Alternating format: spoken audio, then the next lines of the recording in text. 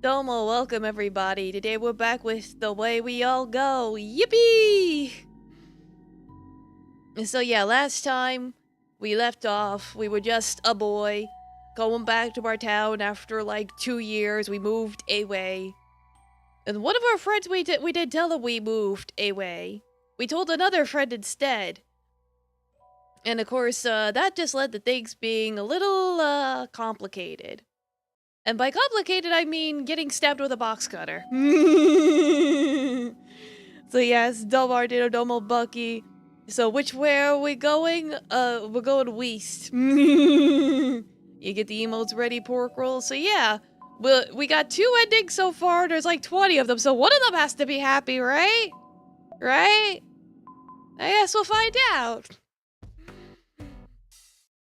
And of course, I did notice some frames were dropping, so if things are buffered, just refresh the page, make sure there's no playback errors, you know, just keep an eye out. Right, so I think I started over last time, and I noticed just making a couple of dialogue, different choices, change some things. So now we're going to a library. We did not take Amu to a library before, so we'll see what happens. Oh, I can't believe they have the next volume of this out already. Hey, be careful with that. Amu's standing in a corner of the bookstore, flipping through the pristine pages of a brand new manga with such speed on words she'll crease them. I did wonder why she wanted to drag me to a bookstore of all places, given she isn't one for reading a lot. But now I know why. I didn't know this store sold manga too. Wonder if this diversification is a recent thing. Hee hee. Amu giggles, sticking out her tongue. Bleh.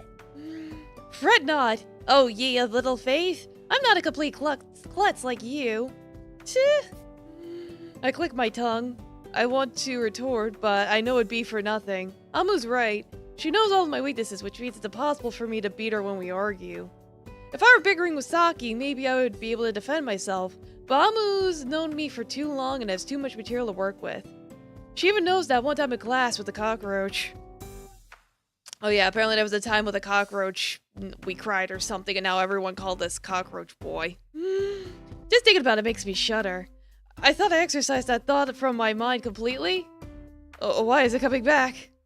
I need to think of something else. Anything else. Anything would be better than reliving that memory. What are you looking at anyway? This? Why, Ah-chan, I thought you'd be able to guess. It's a strange, newfangled invention we call a book. I know that. Whenever anybody asks that question, they know that. Then why do people ask it? Because I want to know what book it is. Is that really such a crime? Well, nothing special, just some manga. No big deal. The front cover looks awfully pink. You sound so shocked. Not really, just didn't think you'd be interested in something with such a cute cover. Amu giggles coyly, pressing her index finger against her lower lip. There's a lot about me you don't know, Ah-chan. We women are mysterious creatures. And yet you seem to know everything about me. Well, of course, that's also part of the mystery. If you say so. I sigh, then stretch. Domo Doom Guy. Or Doom Domo. Ice cream's in the fridge, help yourself. We got ice cream sandwiches. Domo's at Frox, welcome, how you doing? It feels nice being able to rest after the festival. Yeah, no, overall the festival was cool. It's like, it seems like the crowd favorite was, Leave Burr. Which I wound up really enjoying as well, so... I'm just going back and revisiting this one since I only got like 2 endings. I want to see what the other endings are like. Yeah, welcome, how you doing? When Amu flips through various volumes of manga, I have half a mind to tell her, this is a bookstore, not a library, but I know she wouldn't listen to me. I pondered. Didn't Saki ask me for a souvenir yesterday? Squeezy Wah, is this the screaming stream? Yeah, it is. Domo Cosmic, welcome. By all means, you can scream in the corner while the main character screams for being stabbed to death. It'll work out great. Is it have an ice cream sandwich? Yeah, Zafrox. Go have ice cream sandwich. Yeah, Leafbird was pure unadulterated Kino. It was. No, I really enjoyed that. That's definitely like at least A tier. A plus. I don't know what kind of souvenir she's expecting though. It's not like I've gone to visit some famous tourist destination. This is a teeny tiny town next to an even tinier village. There's nothing special here at all. I guess I could get her something to eat. So everybody likes chocolate, don't they? Even Saki, with her admiration for any and all things gothic, who only ever drinks tomato juice with her school lunch, likes chocolate. Chocolate isn't a very special gift, though. You can buy chocolate anywhere. Or everywhere. Anywhere and everywhere. Doesn't if the ice cream sandwich is in the fridge, it's melted. I mean the freezer, you know what I mean.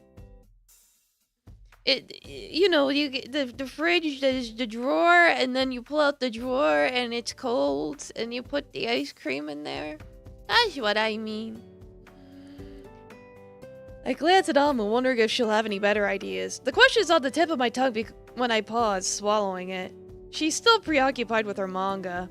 There's something strangely relaxing about watching Amu read. Although she claimed all girls are made of mysteries earlier, she's very open about her emotions most of the time.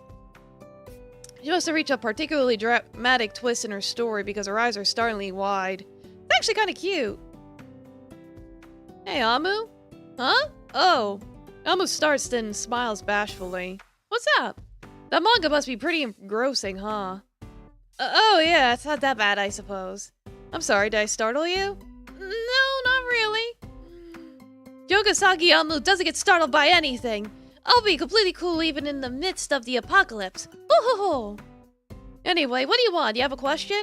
Yes, actually, I was wondering, this might sound kind of weird, but do you know what kind of gift a girl would like?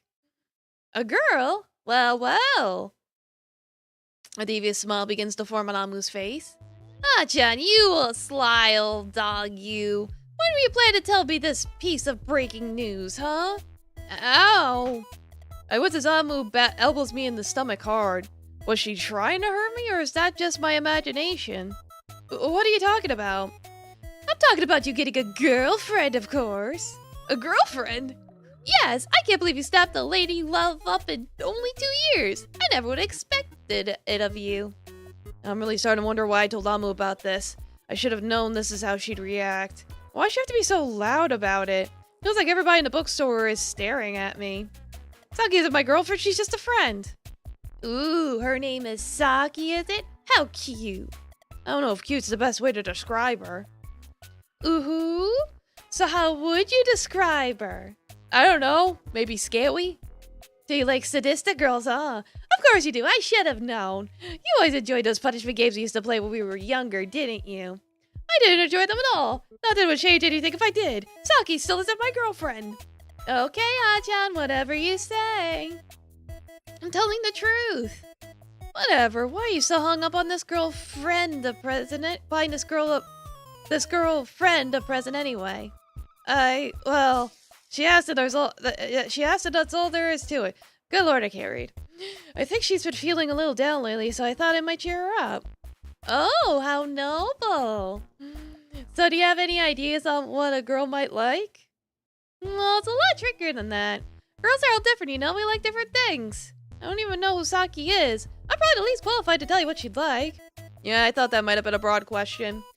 I sigh, rubbing my side. It still aches for being unceremoniously gouged by Amu's elbow like that. Is there any gift in particular you'd like to receive, though? Do you think of something you'd really want? Well, sure, there's a lot of things I want. That would become a case of what I like rather than what Saki would like, which would defeat the whole point.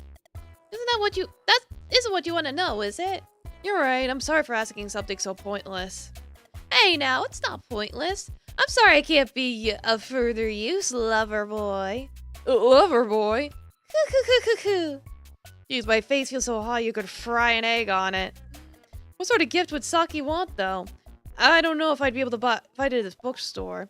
Saki does like to read, but she prefers Victorian Gothic to cute manga, and I don't know which book she's read and which one she hasn't. Prize for Saki. Oh! There was that store, wasn't there? I used to go there with Noelle all the time back when we were younger. The old man who worked there was really nice until he got replaced by the eerie woman with the long fingernails and a perpetual look of arch disdain.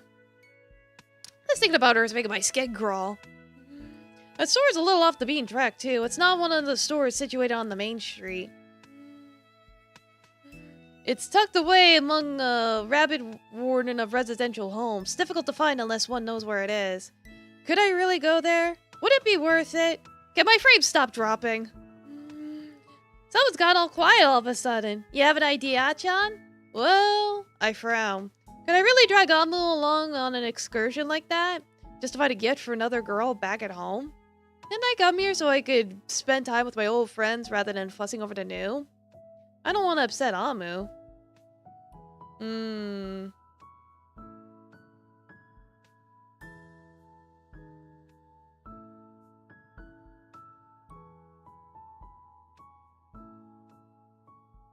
It's fine, I'll just leave it.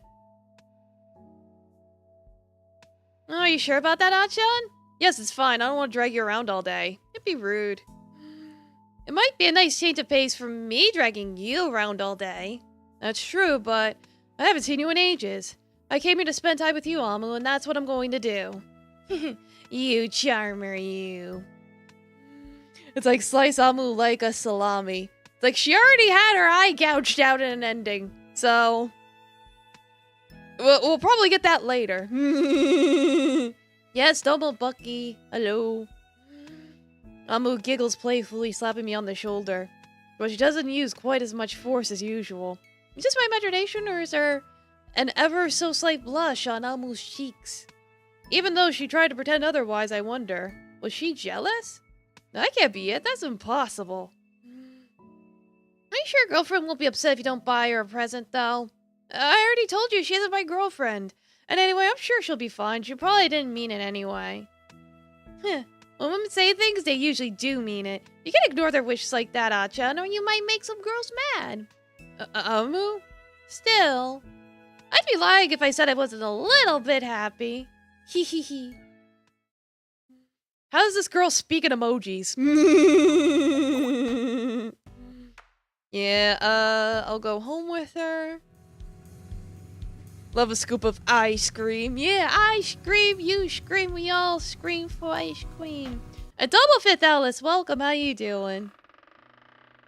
Approach.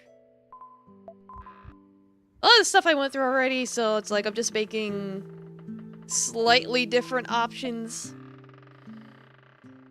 Despite our rekindled closeness, I still feel anxious.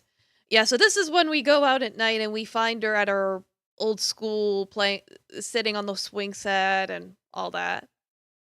I'm filled with nervous energy. I don't know what to do with it. My feet start tapping against the floor, my grip tightening around the cold metallic chains that support the swing.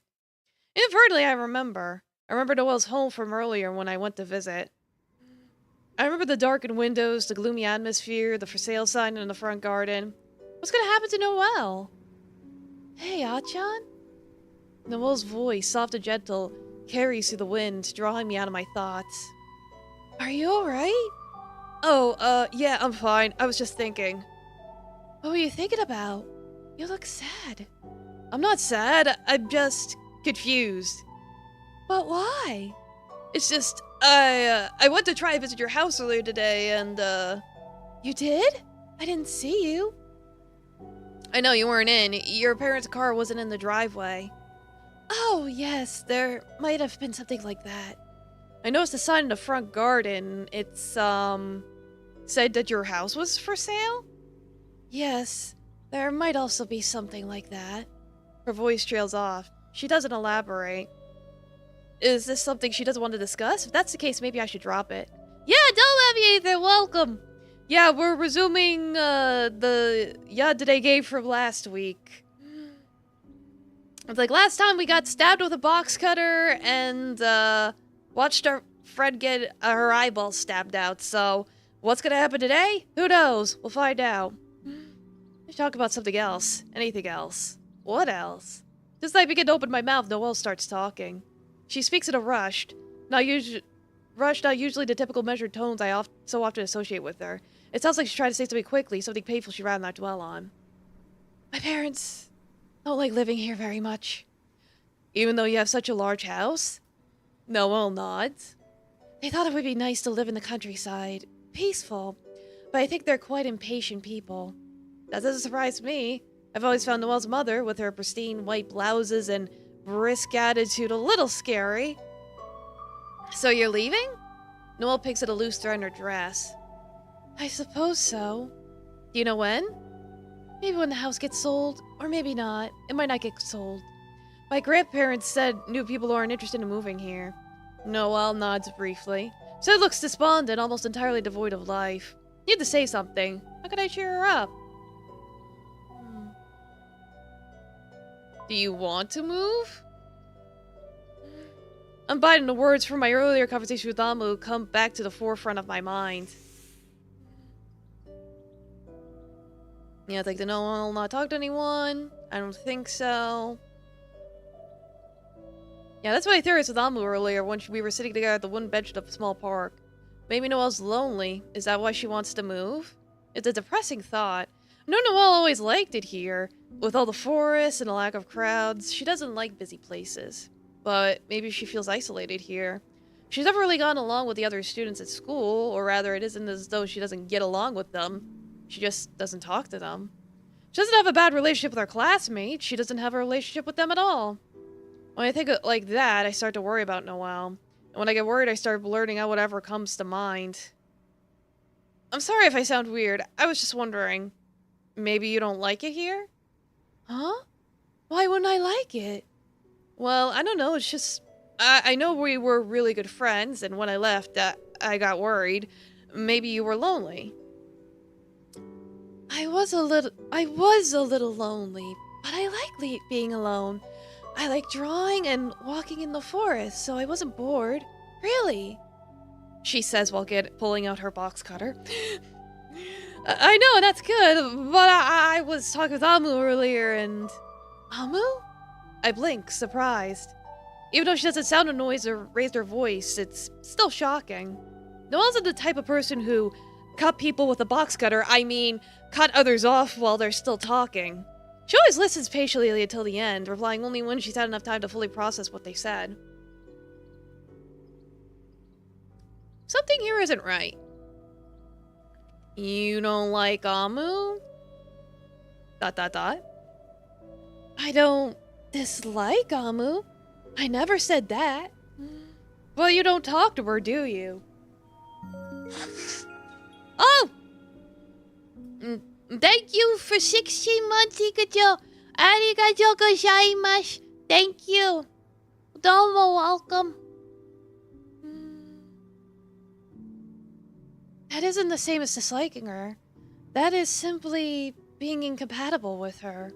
I guess. You're not very much alike. Yes, she's too loud. I know, I get it. She could be a pain sometimes. But she's still a good person. And is that why you went to see her? Because she's such a good person? Noelle's expression isn't any different from usual. Her voice is the same as always, and yet even so... There's an odd kind of intensity underneath her seemingly innocent inquiry that makes me feel uncomfortable. It feels as though I'm being accused of committing a crime. I went to see her because she's my friend. That isn't bad, is it? Noelle shakes her head. Then you don't mind if I see her, do you? It's been 2 years, you know. There's a small silence before Noelle shakes her head again. I don't mind. I think Amu is a nice person. Really. Yeah, she's nice. I feel a bit unnerved at Noelle's out-of-character questioning, but I try to shake the uncomfortable feeling away. It's probably just baseless paranoia. Noelle doesn't dislike Amu. She said so herself, so I shouldn't worry about it. What did Amu say? What was it? Noelle's quiet voice draws me out of my thoughts. She sounds just like her usual self, which is comforting, but I don't know if I want to keep talking about Amu. I'd rather drop it. Why not? Why not provoke her? What's the worst that could happen? Conflicted, I go along with Noelle's questioning. She just said you seemed a little lonely, I guess. Like, you don't talk to anyone. That's true, I don't. But I don't need to talk to people to have fun. Well, I'm glad about that. Yes, I'm not like Amu. Back to Amu again? I shudder, my grip tightening unconsciously around the metallic links of the swing. Doesn't matter, it makes no difference. It doesn't stop Noelle from talking. People like Amu are like fungus. They feed off others to survive, and they can't exist by themselves. I've always found that incredibly unpleasant. But I'm not like a fungus. I don't need to cling to others like that. I've been able to cope on my own all this time, even without any friends. She says very suspiciously. It's like, okay, keep huffing that copium, I guess. I don't want to be a weak person like Amu. I'd never be able to live with myself. Yeah, it's like... Noelle's about to serve you a fresh scoop of ice cream in a nice waffle cone. So I'll continue to be strong. I won't be like a fungus. I won't allow it. Fungus? Isn't that a little harsh? Some fungi look beautiful. I draw sketches of them in the forest sometimes. Yeah, but comparing a human to that seems kind of... I don't know. I wouldn't want a person to be a person like that. But that doesn't change the fact some people are like that. They can't help it, and neither can I. Would you like some eyes of my soda? Yeah, have some ice cubes. Oh god. I don't want to be like that.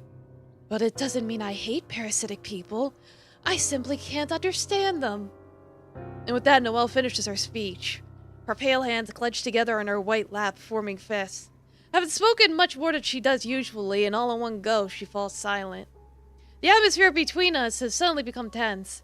When I remember the expression on Noelle's face when she spoke about Amu, I start to feel unnerved. Noelle says she doesn't hate Amu, but I'm starting to wonder.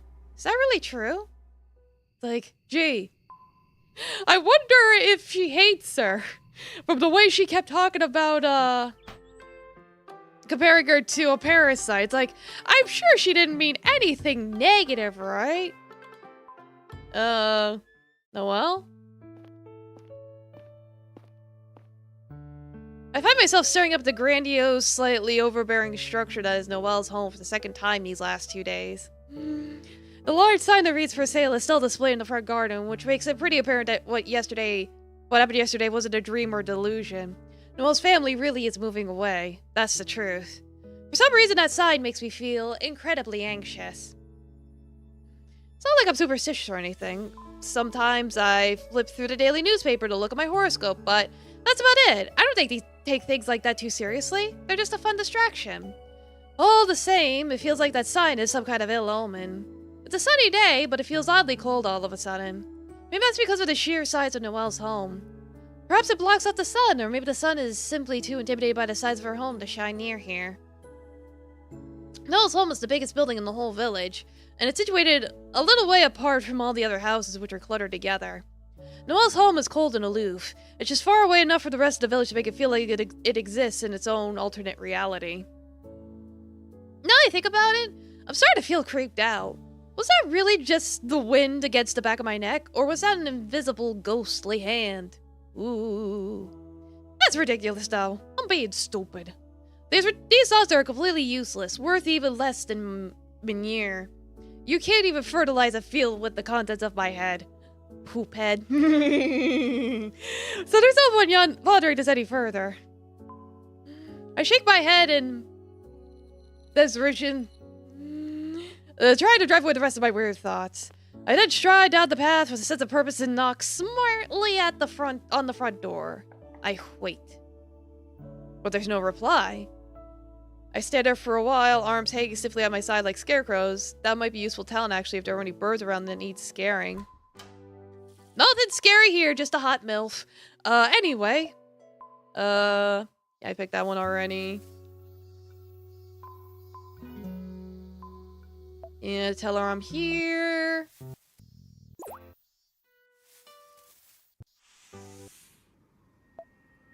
Alright, so let's see if things are a little different. I like you more. Okay, looks like we are getting a different scene. Ugh, it's kind of cold. I shiver, wrapping my arms around my middle. Even though I'm wearing the sweater, the icy wind still penetrates easily through the warm material.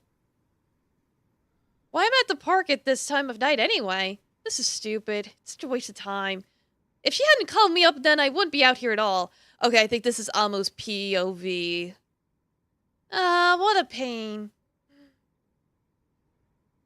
That's the thing, is they don't tell you when the POV changes. You have to rely on the context.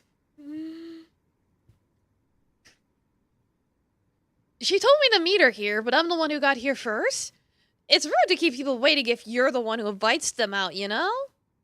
That's bad date etiquette. It's totally rude. Not that this is a date, of course. Maybe she does know she's being rude, but I doubt she cares. She's that kind of person. Selfish, self-obsessed.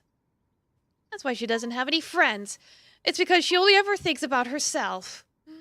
I'll give it 5 more minutes. If she isn't here at 5 minutes, then I'm going home.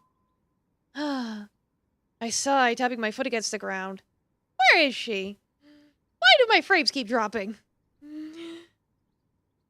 What does she want anyway? I think I know what it's about, but... I could hear something. Sounds like footsteps. I turned my head, peering through the darkness. I could see her. A pale white figure standing a few feet away. I could feel her pale blue eyes boring into mine even from that distance. Her gaze is just as intense as ever. Creepy. Shudder. How'd she go out in this weather wearing a dress like that anyway? Isn't she cold? Not that it has anything to do with me. Hey, Noelle. Noelle walks towards me. Her footsteps are quiet like a cat's. Almost so she has padded paws rather than shoes. There's a long pause. Silence. She doesn't say anything. Jeez, if she doesn't start talking, this isn't gonna get anywhere. Does she really think I wanna be out here? I have better things to do with my time. So, what do you want? Another pause. Of course there's another pause. If you're going for this mysterious girl bathed in the moonlight routine, you've gotta carefully ration your words or your whole character just falls apart. How predictable. I try to resist rolling my eyes. I don't get it. Why is it that you like her more than me? She's so strange and distant, so hard to talk to. It'd probably be easier having a conversation with a brick wall. Why do you only ever talk about her? Why could you ever think about me? What did I do wrong anyway? It's about Achan. Finally she speaks. I'm not exactly surprised. What else do we have in common other than you? What's wrong with Achan? And why did we have to come to the parks to discuss it? It's chilly. It's alright. We're just going to talk. Talk to the hand. That has a knife cutter in it. I force myself to laugh, even though I don't feel much like laughing. If I were still a kid, maybe I'd shout at her or kick her, but since I'm not that young anymore, I can't do thoughtless things like that. I'm a good person. Or at the very least, I want to be a good person. I need to try my best. You know, when you say it like that, it makes me feel like something bad's gonna happen. Try to sound light and friendly, but it's hard. I don't really know how to talk to her. I tried before when we were both young, back when she was new to our class. The exciting transfer student from the city. I remember that I really wanted to be her friend. I tried so hard, but... Look, Noelle, you like him too, don't you?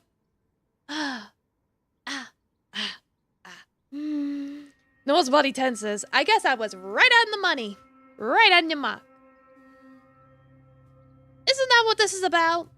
We both like him and you want to confront me about it or something. I don't know. I don't know and I don't really care. All I want to do is go home. I don't even want to look at her face. Face brings back bad memories. I don't like feeling jealous.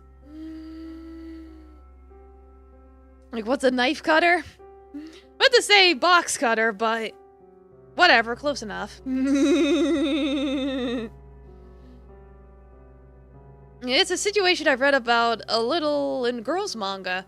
2 rivals for love confront one another and they have a contest to see who gets the guy. I never thought something like that would happen in my boring life, though. Hard to laugh in such a lighthearted way. I gotta talk to somebody I hate like this. No, you don't need to thank me. I can't stand her voice. I just stand her sounding so disaffected when I'm trying so hard. Yeah, it's an eye stabbing contest. I blow my nose.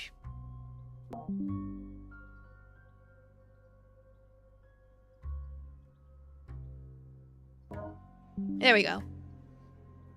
Like, yes, voice mod, I know I muted myself. But now we're good.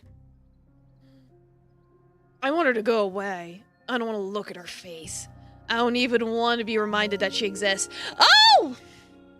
Domo86, welcome! Welcome, thank you for the raid. Domo, welcome, raiders. Just in time for the yandere stabbings. Thank you for the follow. Domo, welcome, raiders. I'm Bloody Daloon, Kid Today Hunter / Animal Tamer, and today we're playing The Way We All Go, which is a yandere game with jealous girls stabbing each other.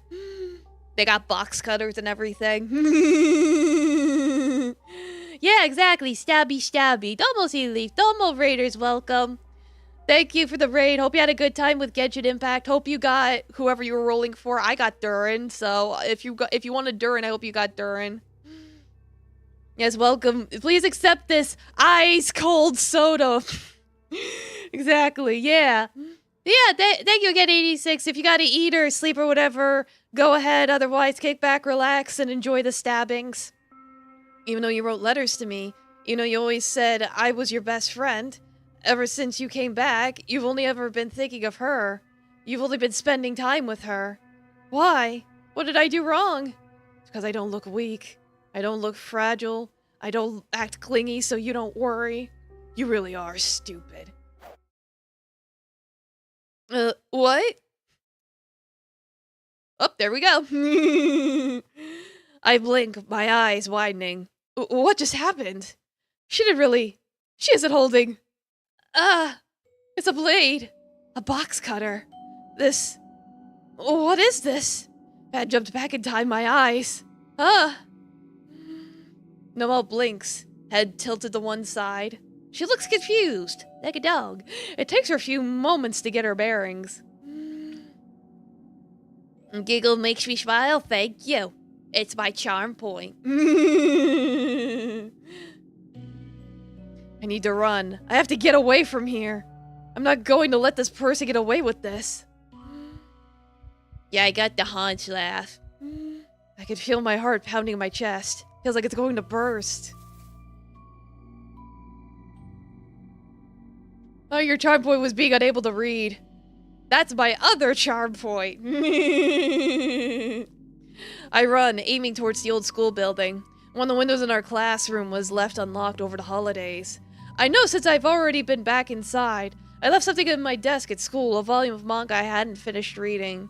I know there's an open window, and if I can get into the classroom, then there's a bat. A baseball bat. Used during PE lessons at school. Peanut butter jelly, peanut butter jelly, peanut butter jelly with a baseball bat. I'm good at baseball. Whenever we played at school, I was barred from joining any team because I was too good. I was relegated to being the pitcher instead. It was considered fair that way. Yeah, so for context for people that are just coming in, the game shifts POVs. Usually we play as the main guy with the two girls vying for him, but we're in an ending where we switch to one of the girls' POVs, a pink-haired girl named Amu, and she's the one that the main guy kept in touch with after he moved, while the white-haired girl, he never told her that he moved, and so she kind of holds a grudge against Amu. So that's kind of why she wants to stab her. In that case, this may be to my advantage. A bat's far more destructive weapon than a box cutter, isn't it? I push open the unlocked window and clamber through, making my way into the classroom. Since it's so dark, it's hard to see where everything is, but I have a fairly good idea. I really am tired. What's the point in trying to be happy when it doesn't accomplish anything? All it does is make people think I'm fine, so they don't worry about me. All it does is it makes me lonely. Everybody thinks I'm some kind of idiot. They don't think I have feelings. I'm too strong, too tough, too much like a boy to feel emotion, so they stop caring about me. They stop thinking about me. I really am tired of smiling. Just want to go apeshit. I threw open an old locker near the back of the classroom with a loud creak. I find the baseball bat inside, along with some other items used during PE classes. Catcher's mitt, hockey stick, soccer ball. The stuff should probably be in the storage cupboard, but it's mostly used to hold old junk, and it's so cluttered it's hard to find things there. I take the baseball bat and hold it in my hands. It feels reassuringly firm in my hands, rough and weathered. I can hardly believe that this is happening. This shouldn't be something that's happening. It's almost like a movie or TV show. But if that's true, then where's the dramatic music? Why does everything feel so strangely subdued? Yeah, there's just that music box song playing in the background. That's about it. Just what the hell's going on? Noelle's already there, standing in front of me. She looks windswept and disoriented, her hair a mess, her whole body trembling. Maybe she can hardly understand what's going on either. I half expect her to laugh, shrug her shoulders to say that it's all a joke. Be a joke in a poor sense. It would be a joke in poor taste, of course, since she really could have hurt me back there, but a joke all the same. Just a prank, bro. Camera's right there. That would make far, far more sense than this. Whatever this is. Could be like a melodramatic girl's manga, but a moment of bonding between two rivals who had previously hated one another. Not that I really want to understand Noelle, but Noelle's a weird person. She's never really gotten along with the rest of the class. Maybe a creep like her really would consider this a funny prank? Then again, maybe not. She's still holding that box cutter. She hasn't put it down. Is this some kind of bad dream? Is this really real? Really, really? If it is, then she must be an idiot. She isn't a very energetic person. Whenever we go running in PE, she always lags behind everybody else, tottering like a broken marionette. It was stupid of her to follow me here. She's clearly unmatched, and now it'll be hard for her to run away. There's only one exit out through that window. She should have known that. She should have known, but... Amu? Yeah? I tighten my grip on the bat, staring her down. Not because I want to use it, but... It's better to be safe than sorry, right? And I really don't want to get killed by somebody like this. That would be way too pathetic. Amu, do you not like me? I almost laugh at the question. Seems so strange being asked something like that from a girl who just tried to stab me. What did she expect me to say? Of course I don't like you. I never liked you. I hate you. And I hate you even more now. Oh, that makes sense. Noelle sighs, her head hanging. She looks strangely sad, like a lost child, but I don't know why. She has no right to act sad. Who does she think she is? And let me tell you something. You want to make friends? Trying to stumble with a box cutter is completely the wrong way of going about it. I am aware of that. That's fine. I'm not a very likable person, so I don't have anything left to lose. At least she realizes it herself. I didn't know she was quite that self-aware, but doesn't that make it even worse? If she knows she isn't likable, why doesn't she try to change it? Why doesn't she try? I can't stand people who act all disillusioned and lonely just to elicit sympathy. They're scum. Parasites. Just like fungus. The fungus is calling the fungus a fungus. Among us. You know, I really don't mind. You know, mind what? If I die, I don't mind. Doesn't matter either way. How could she say something like that so casually? Isn't that unfair? Does she have a family that loves her? What do her parents say? What about you? I don't know why, but she's your best friend. I know how much you care about her. I know how sad you'd be if she died. How could she be so willing to throw her own life away like that? This is a human life we're talking about, you know, not a damn tissue. Doesn't she realize how much it would hurt people? And doesn't she care? You know you care about her. She doesn't care about you at all. She's only thinking about herself. Can't you see that? Why can't you realize that? A person who would throw their life away doesn't deserve to live at all. It's not my fault. It isn't my fault. Or you chose to end it here, then what can I do? It's not my fault at all. A sudden sound cuts through the air. It's an unpleasant crushing sound, like a watermelon being split in two. Noelle's body goes limp. The light flickers from her eyes. She pitches forwards on unsteady feet and falls to the floor with a thud. I stare down at her body, lying by my feet, it's twitching. Her pale hair is stained dark red with blood. It's not the kind of blood I'm accustomed to. Light cuts and scrapes from falling over or trying to climb trees. This blood looks darker, somehow, and thicker, like raspberry jam. There's so much of it. I didn't expect that. I didn't think I hit her that hard. I really didn't think I... My stomach turns. My mouth is filled with bile. My vision swims. I don't want to hurt her. Even if I don't like her, I never wanted something like this to happen. It wasn't my fault. If she tried to hurt me, she would have killed me. She was trying to kill me, so I just... Yeah, Amu defended herself. But she wasn't. She's not strong enough for something like that. She's not strong, but I am. And I've always been good at baseball. She'd already given up. She didn't even try to defend herself. It was almost like she was goading me into doing it, into hurting her. Doesn't that make it her fault? Yeah, enjoy the murder charge. Besides, she did attack me first. It was self-defense, right? I did it to protect myself. Not because I wanted to. I never want to do something so horrible. I guess I really don't know my own strength. Self-defense! Yippee! Alright, that was ending 3 out of 20-something.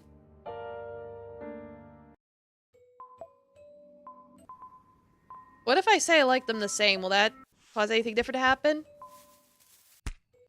No, I get it. I get the same ending. Alright. So I gotta go back and choose some different ending choices. Things.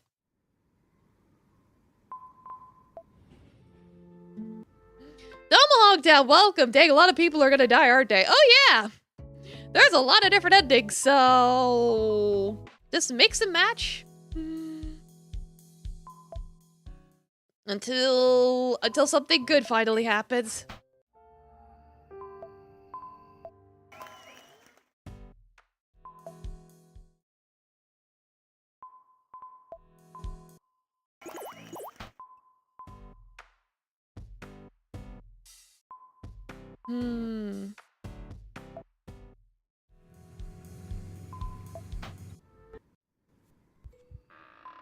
Yeah, instead of approaching a girl, just go home. I don't want to do this. It's too soon for me to face her.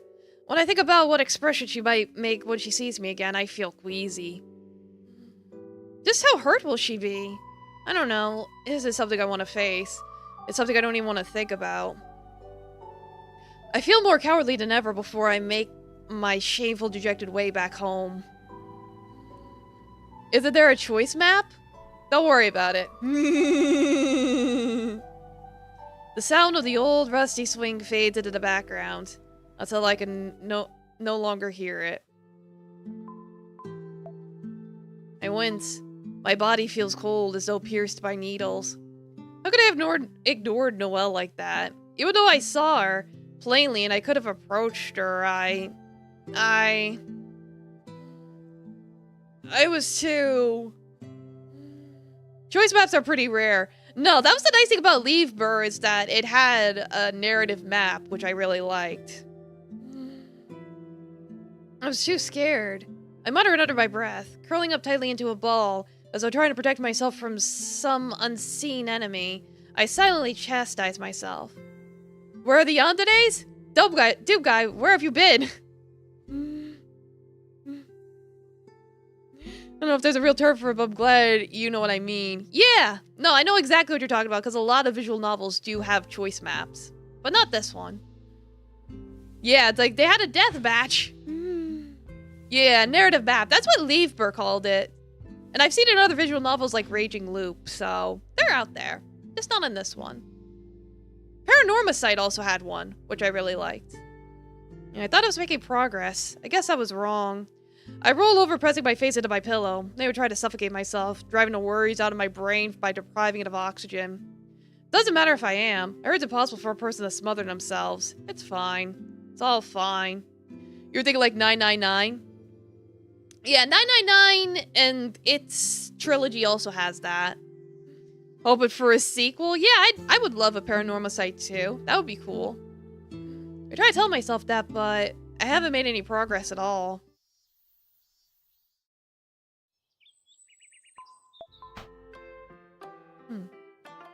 Yeah, I saw her at the park yesterday. I knew it was her, but I didn't go and talk to her.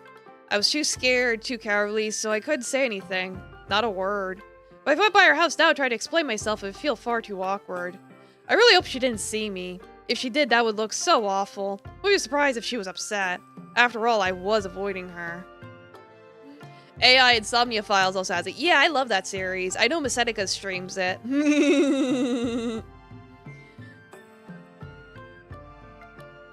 Is D considered a yandere? Yes. Sure, why not? Thinking about this is making me feel ill. I don't think I want to go and see her. I can't bring myself to. I have to just avoid my problems, just avoid them and hope they go away. So I make up my mind. I still feel guilty for being such a coward, but I don't think I can face Noelle today, not after I saw her yesterday and avoided her. Can I say a yandere line? I don't know. It's like, what do you mean say a yandere line? Being with Amu is a much safer bet. She's fun to joke around with and she doesn't take things too seriously. She's exactly the kind of person I need to help me calm down. If you ask her out, she'll ban you because her heart only belongs to one man, Sans Undertale. Correction, it's Papyrus Undertale. We had a lovely spaghetti date.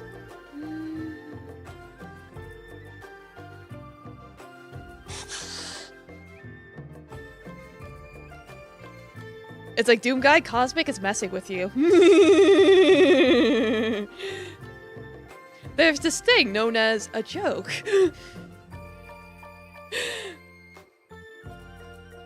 I'm with Amu, my problems never seem as big as they first appear. That's why she's such a good friend, and that's why she's so dear to me. Did someone say spaghetti memes? Yeah, somebody touched up by spaghetti. Really though, why should I get so worked up about Amu? Even if she is a relaxing person to be with, that's no reason why I should start thinking about such overly sentimental things. Think about her in such a sappy way. I mean, I've known her so long, she's basically like my older sister. Sure, she's a slightly meaner older sister who sometimes bullies me, but she mostly looks out for me. She never abandoned me. As my thoughts started to get weirdly earnest, I started to feel embarrassed. I'm not in the right frame of mind. I'm not thinking straight. Say it's as funny and strong. What shows Papa wish? He rearranged his brain very seriously. Like, careful those lobotomies.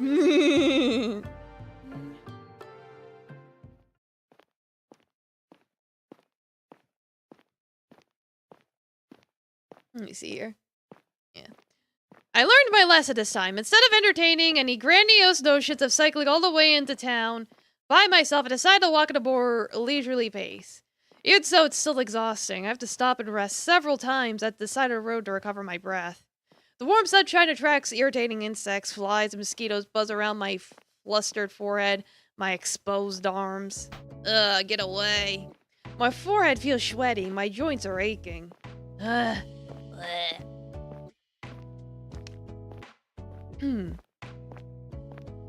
I really am getting unfit. I've gotten too used to taking the train everywhere. Even cheap instant noodles can be made much tastier with some chopped tomato and some onion powder. Yeah, there's a lot of life hacks for ramen. It'd be so much more convenient if there was public transportation here too, but there is a bus that runs between the village and town, but it only runs once every 2 or 3 hours. Plus that bus is old and rickety and smells kind of funny. Crowds of seat are also ugly, so sitting on that bus makes you feel like you've been sucked into some kind of nightmarish kaleidoscope world. Yeah, I'll hydrate.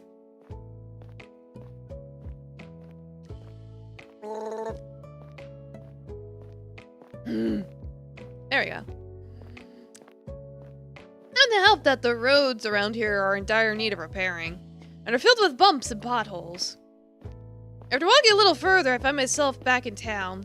Small-scale suburban space with modern buildings and actual convenience stores.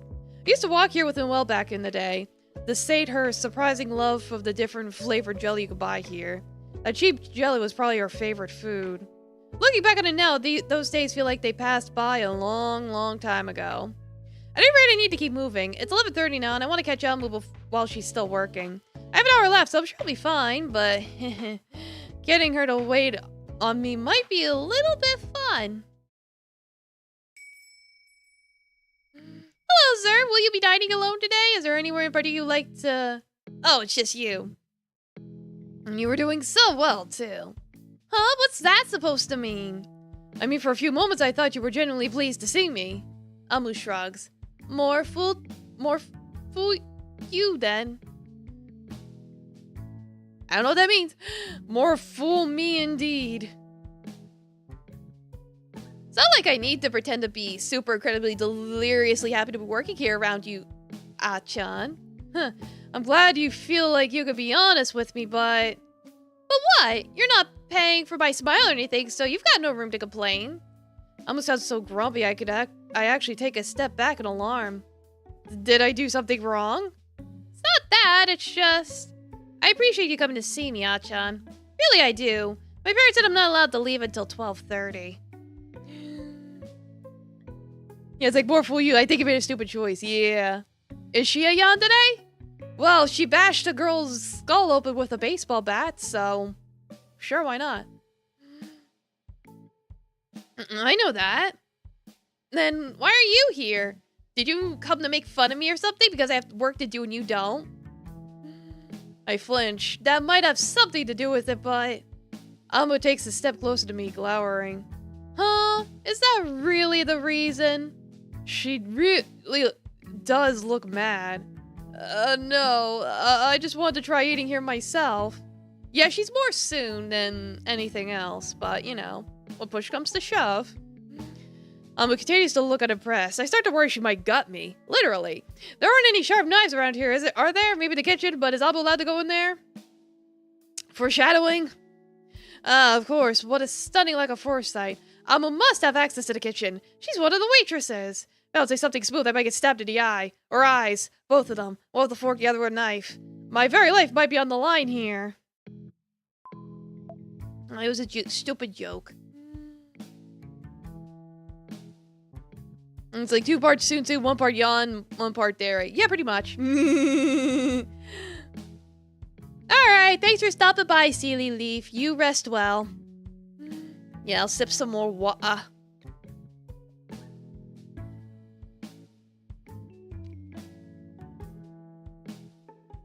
Would I go to bed with the yandere? It depends. I'm sorry, Elmo. I just thought it would be kind of funny seeing you work as a waitress. Funny? My parents are working me for less than the minimum wage on the grounds that they're my parents and I have to do what they say, and you think that's funny? Sorry, I guess it was insensitive of me.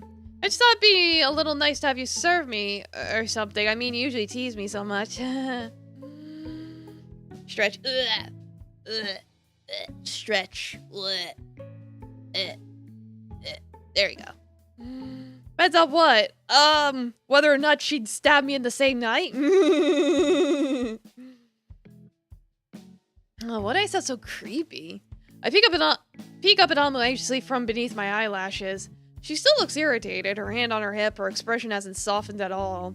Crap, maybe she really is going to stab me. If she stabs you the next night, it's fine. I would prefer never. It's like, I would prefer if she was the type of yandere that slayed my enemies. I like those kind of yanderes, the ones that slay your enemies for you, not the ones that lock you up in your basement. I really, really don't want to be stabbed. Did I go too far? If you're annoyed, I could leave and come back later. I just thought, To my surprise, the sour expression on Amu's face softens as she starts to giggle. She's laughing at me. I was supposed to be teasing her, but it's been all turned around. I always end up being the butt of the joke. Especially infuriating as I don't even know what the joke is. If she's the kind of yandere who murders your friends because she doesn't want them to distract you, I don't want that either. You look so funny when your face goes red, Ah-chan. How can I stay mad with you like that? Huh? I don't look funny. Yeah, you do. You look incredibly funny. Jeez, and she replied so quickly, too. What, Chaffee? Well, if you want to be served by a cute maid so much, should at least try to put on a decent performance. I never said anything about you being cute. You're going to think she doesn't want her or people she likes to get stabbed. Yeah, I would rather she stabs my enemies.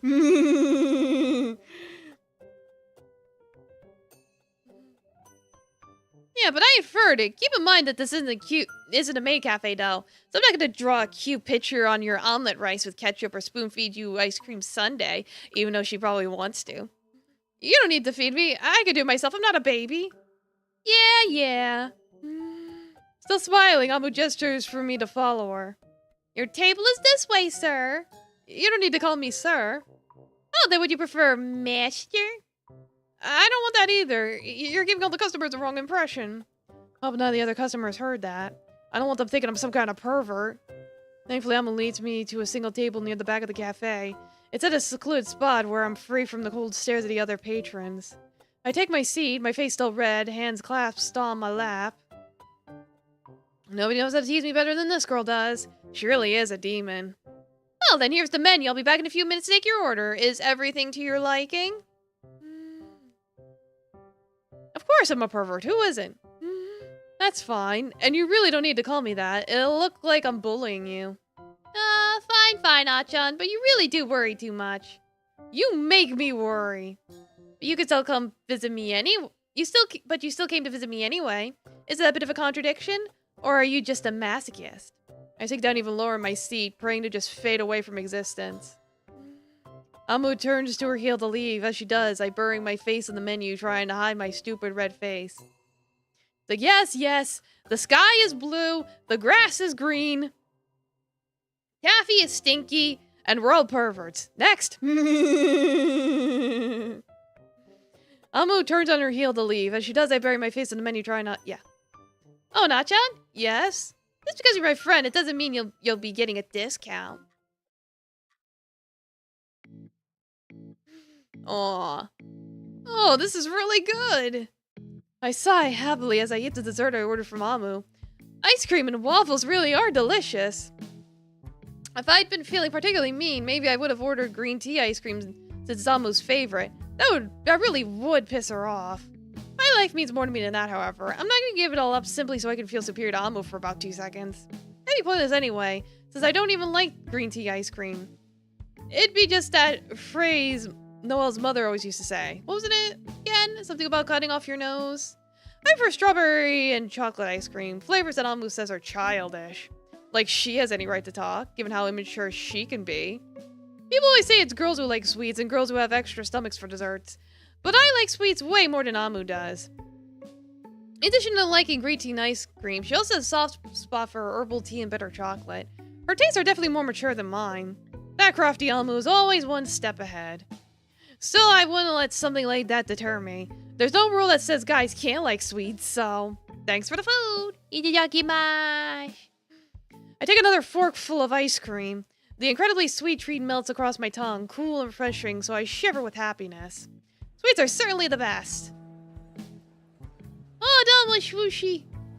Yeah, no, I appreciate you stopping by. And oh, Domo Cody, welcome. How you doing? So far, the pink-haired girl bashed over the white-haired girl with the baseball bat. So we'll see who dies next. Watch Amu bustle about the cafe while I eat. Even though it's only a small cafe, it's a lot busier than I expected. New customers arrive periodically, most of them families with young children, and a smiling Amu shows them to their seats. Then she takes their orders, delivers the orders to the kitchen, and returns with their food and drink. Sounds simple enough, but I see a crack beginning to form in Amu's smile as time goes by.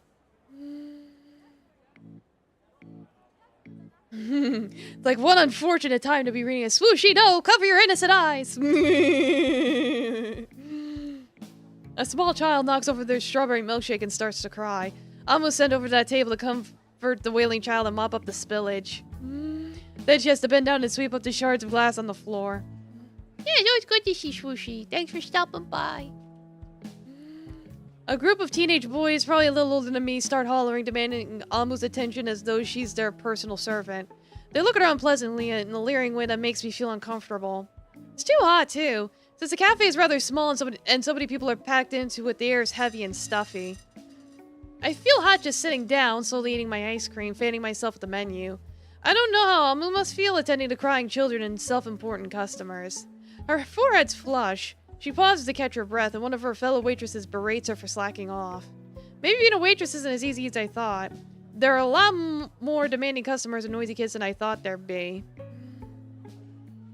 Yeah, you too, Swooshy. Have some chalky milk. Double catch you. Welcome. How you doing?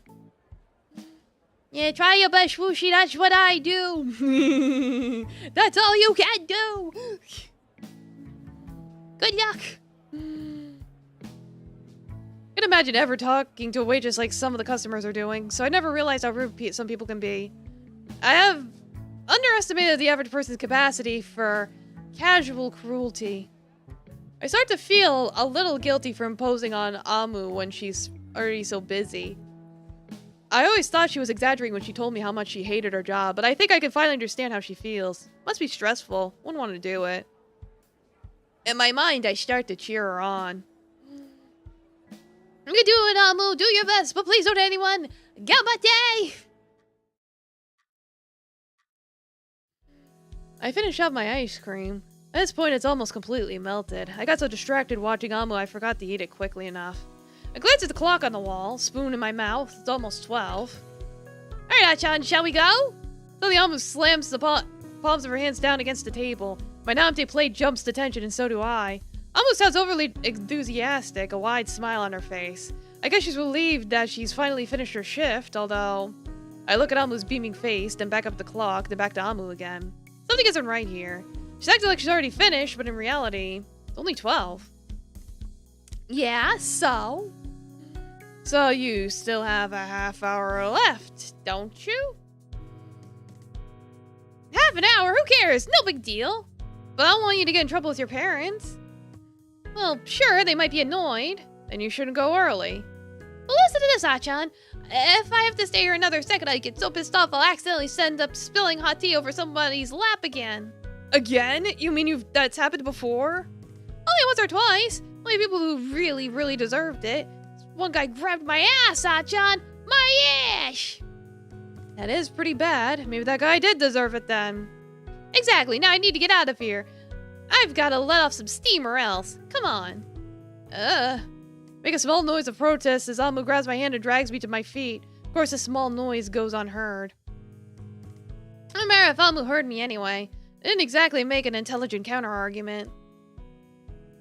Amu's so stubborn it's impossible to argue with her.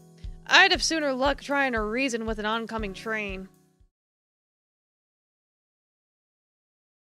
Amu leads me out into the street. She walks so quickly I start to feel out of breath.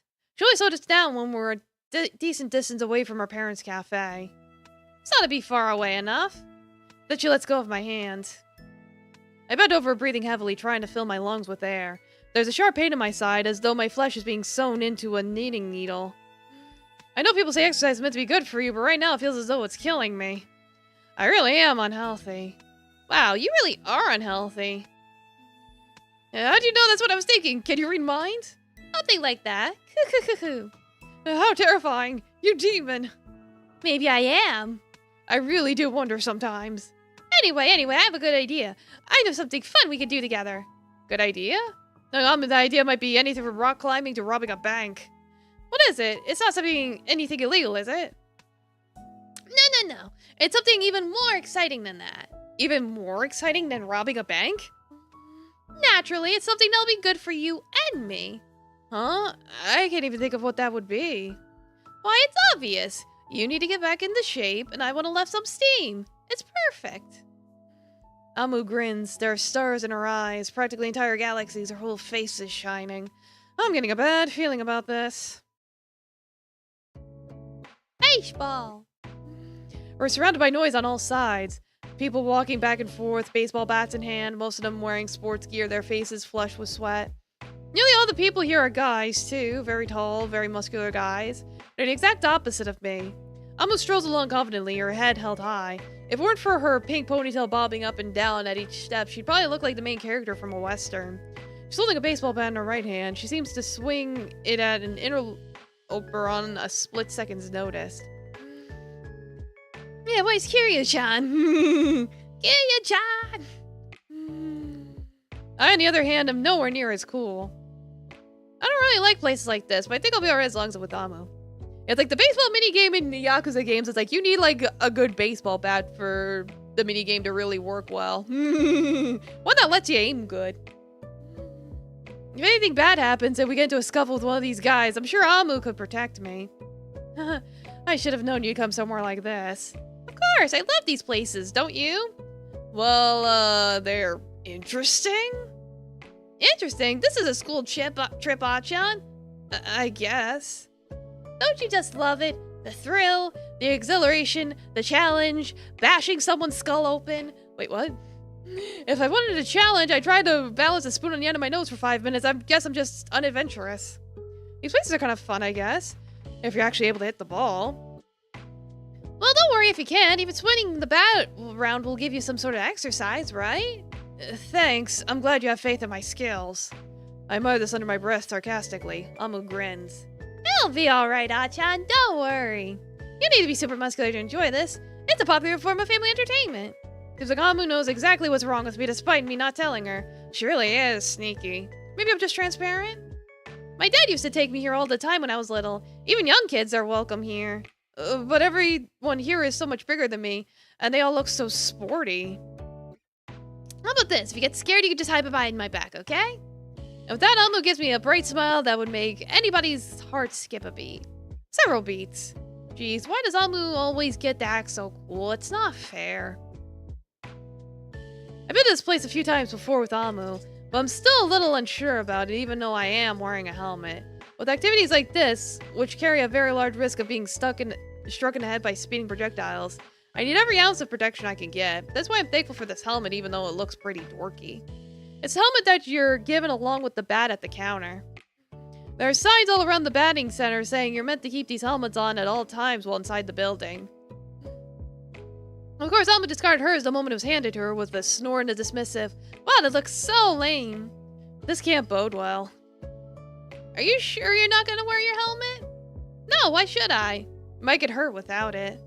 No way, are you actually implying I'll miss any shots, Achan? It's always a possibility. It's also a possibility I might get hit by a car one day, but I don't let myself think about silly things like that. That's the secret to my success. Maybe you should write a self-help book about it. Maybe I should. I still think you should take some precautions to stop stuff like that from happening. You know, just in case. Yeah, it's like, I'm really gonna get hit in the head, probably.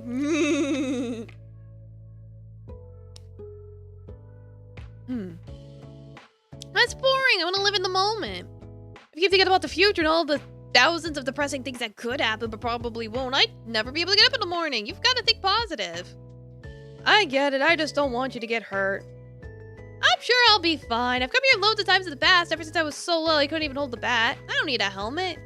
If you're sure. I am sure. Sure than I'll ever be. Amu grins and cracks her knuckles together. Right, shall we start? We make our way into our own cage, a confining, almost claustrophobic area surrounded by tall chain-link fences.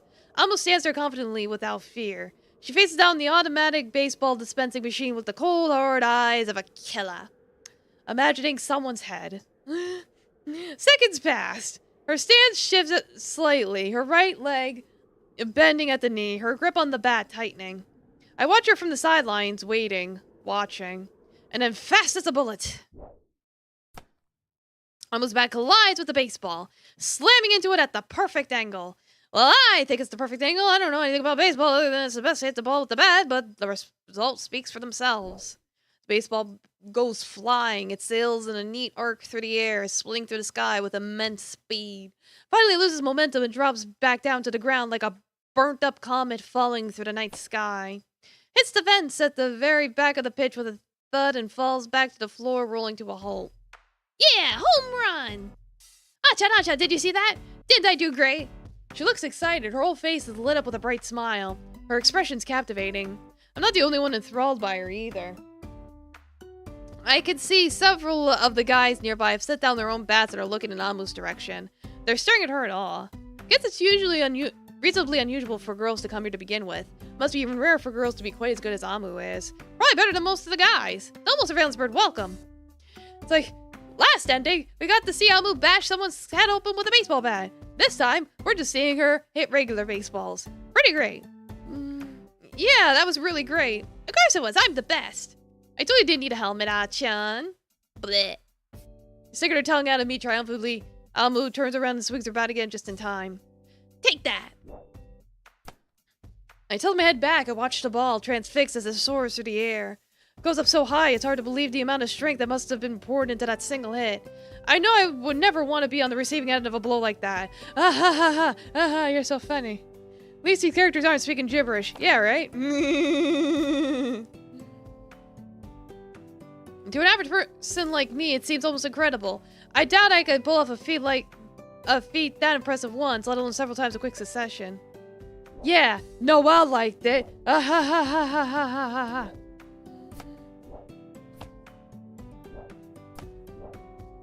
She keeps going. The minutes sail by as Amu continues to hit volley after volley of baseballs into the air. Each hit is just like the last. Her form is consistently perfect. The atmosphere starts to get tense as I wonder whether Amu will make a mistake or if she'll slip up and let by a single ball. Feet like what? But it isn't to be. Her hits land every single time. All other activity seems to be suspended for these precious 10 minutes or so as everybody turns to watch her. They're all enchanted, and who can blame them? Ball is life. There's a pretty youthful high school girl, drenched in sweat, and she continues to hit home run after home run. It's like something from a sports manga. I'm pretty sure she's like 16, if I recall correctly. And that's 100. With a loud thud, Amu's bat collides with the ball, which sends it soaring up to meet the ceiling. Coo-coo-coo! Laughing just as usual, Amu turns about, a smile on her face. Even though her forehead is sweaty and her face is flushed from exertion, she looks truly happy. With a sigh, Amu stretches, raising her arms above her head, cracking her joints at her wrists and elbows. Then she throws her baseball bat carelessly onto the floor with a thud and comes to stand by my side. Aren't you gonna keep going? Looks like you're having fun. No, I don't think though. I decided I was gonna hit 100 and I hit 100, so that's that. That's pretty impressive. I didn't know you had that much willpower. Maybe not when it comes to doing things that are genuinely useful, but I can be surprisingly stubborn sometimes. I don't think your stubbornness is that surprising. Amu giggles. She sounds a little out of breath. I think you made some fans out there. The other guy seemed pretty interested. Knowing noodle arms like that could bat 100? Apparently so. Well, it's not like I dislike the attention. You know, it's anime logic. Being respected is way more fun than being made fun of and taken for granted.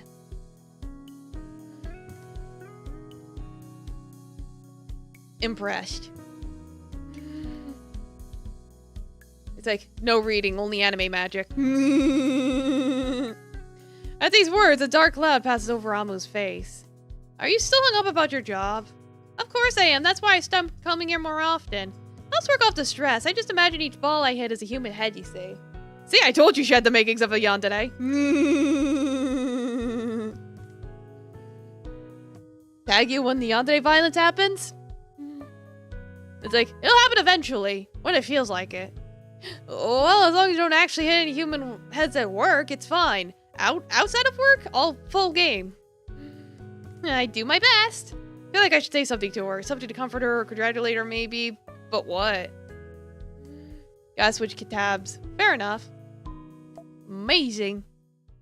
Same magic that allows teenagers to have 5 careers before graduating. Huh? Stares at me in shock, even though her face is already flushed from all that exercise. I think it looks even pinker now.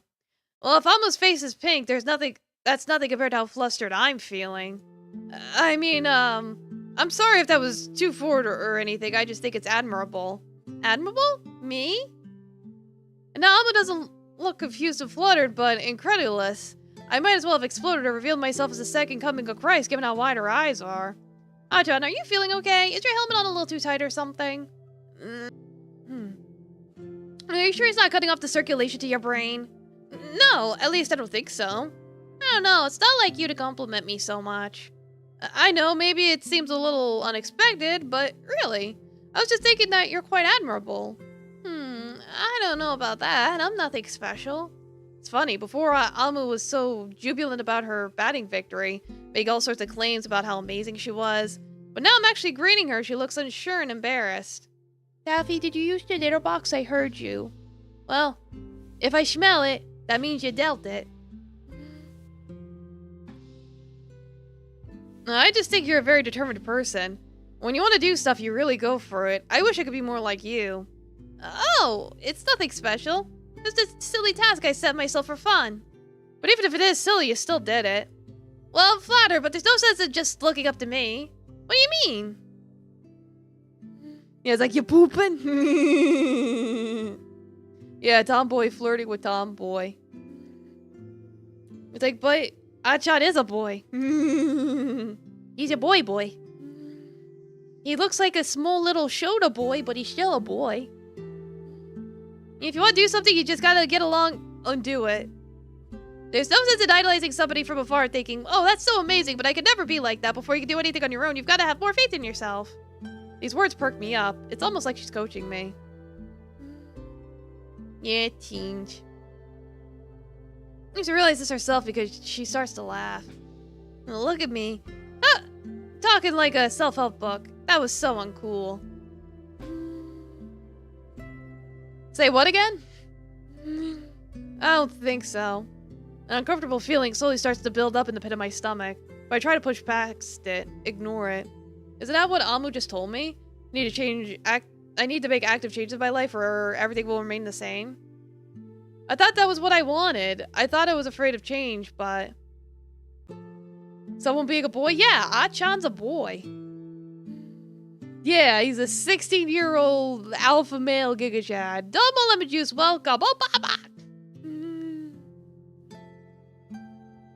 The world doesn't work like that. The world won't stop turning just for me. I need to start making some steps of my own. I, think you're really cool, Amu. And I'm glad that you became my friend. You're one of the best friends I've ever had. Look at Amu from underneath my bangs shyly. My cheeks feel hot and my hands are trembling, but I don't back down. Yeah, he got forearms like this. I chant like this. I don't apologize or start excuses. Or even hang my head. Instead, I decide to stand by my word. I try to be brave. Silence stretches out between us. I can hear the sounds of other people batting, striking baseballs as they fly through the air. But that all seems very far away, almost on a different planet altogether. It's Amu who speaks first. Thank you, Achan. I appreciate it. It was over the top and a little too sappy for my taste. You thought you might have said Amu's a boy. No, Amu's the tomboy, and Achan's the boy. I'm gonna be a femboy. Nah. I know, maybe I am a little too sappy, but it's what I really feel. Well, that's good to know. I'm glad you've been able to come so close again, even though it's been so long. Even though you might not realize it, I was a little worried. Even you get worried? Of course, but I continue to push on ahead because that's all I can do. But anyway, Achan. Yes? What is it? Amu leans forward. She seems a little calmer now. Her smile is devilish, challenging, expression that makes my heart flutter. You said you wanted to do your best? Yes, I want to do my best. You really want to do your best? Yes, I really, really do. Really. Well then, Amu laughs her patently creepy laugh and jabs her baseball bat into my face. Stopping it short just inches away from the tip of my nose, nearly breaking it. Then get out there and hit some home runs, alright? Let's go! Thank you for humoring me, Achan. It's alright, I had fun too. Alright, Taffy's getting restless and I think he did poop, so just give me uno momento, por favor. While I go tend to the child.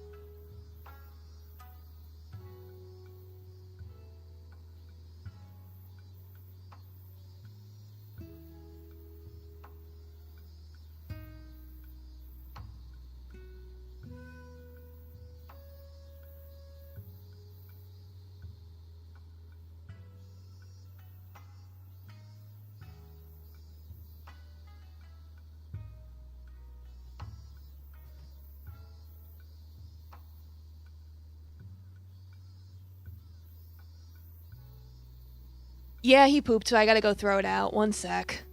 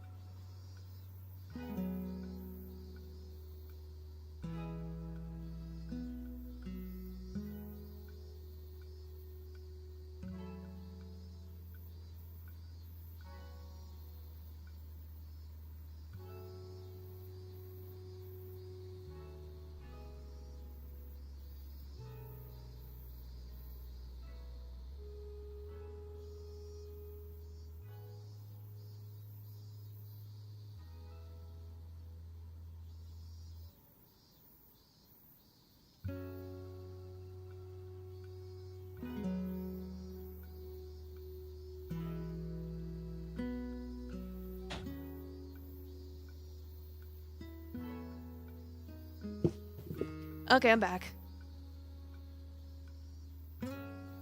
Okay, just let me get situated and then we can continue. Apologies, but, you know, the poop ain't gonna scoop itself. Yeah. It's alright, I had fun too. You know, you only hit about 3 balls. 3's still better than nothing. It's probably an improvement over the last time I went there with you. Yeah, well, at least I can admire your tenacity. You know, it all seems so hopeless you stuck it out until the very end. I thought you'd break down I thought you... I can't read. I'm out of breath. Dr. Alma didn't get her brain exposed. Maybe in another ending. Whew. And I thought you'd break down crying, beat the floor with your fists, and shout, "This is all useless!" Hey, I've never done that once in my life.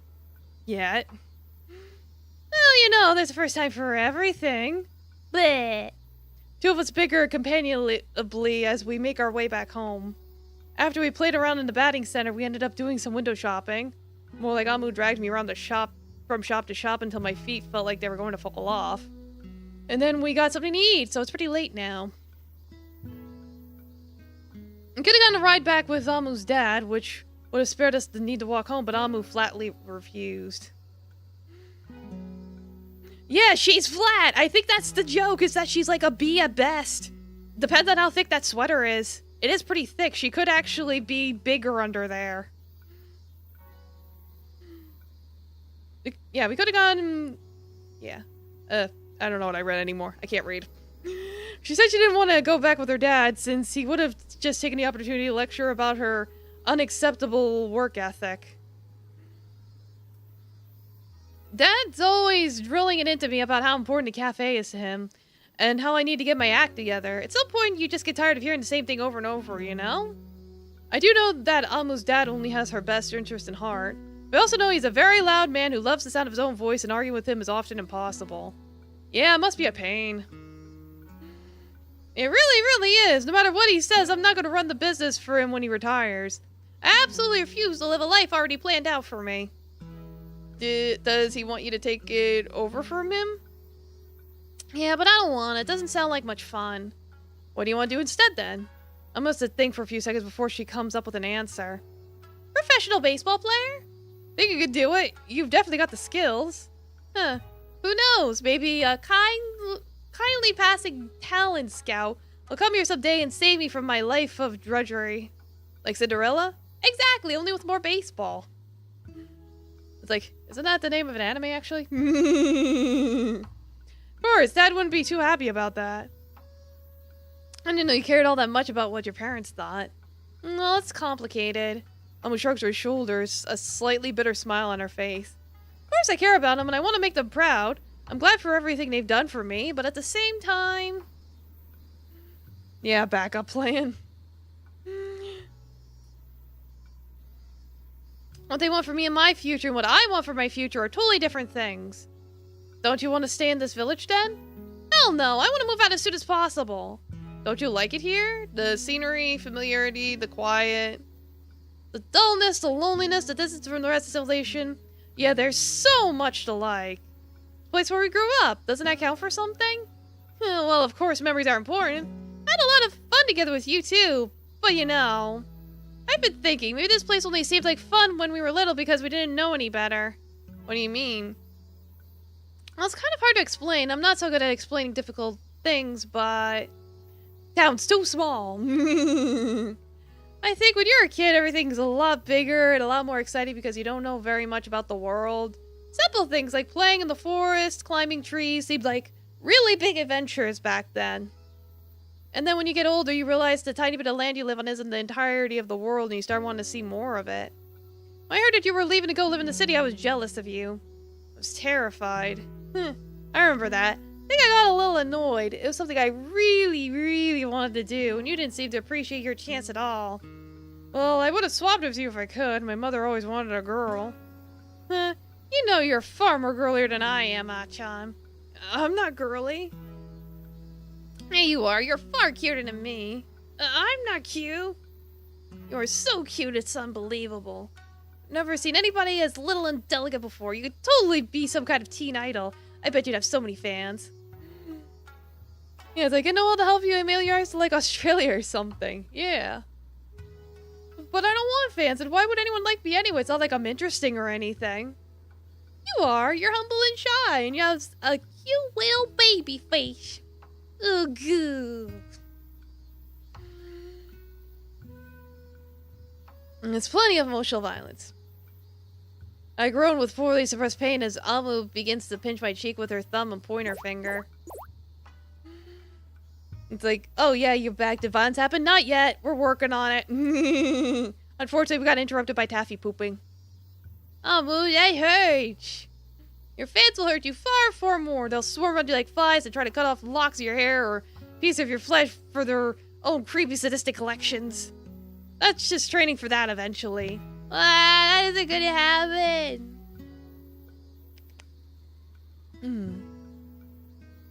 If it does, I'll become your manager.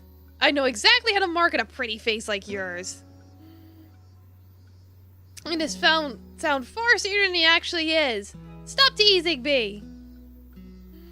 Yeah, I was like, oh, what the fuck? I'm gonna mess around like this for a little while. I'm gonna pinch my cheeks like Mochi while I try to throw her off.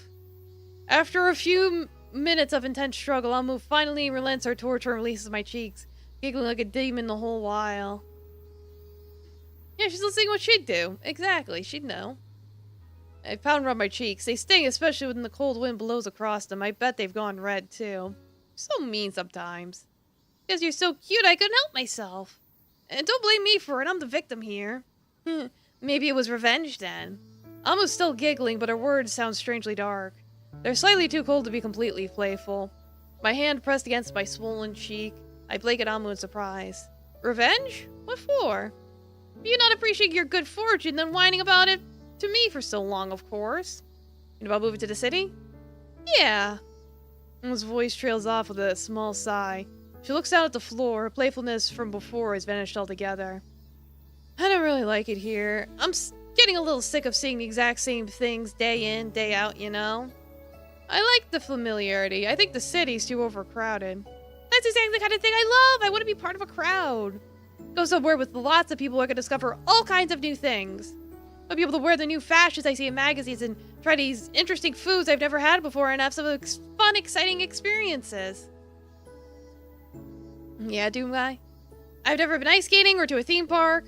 Alright, rest well, Doom Guy. Thanks for stopping by. You rest well. Are there bands I like?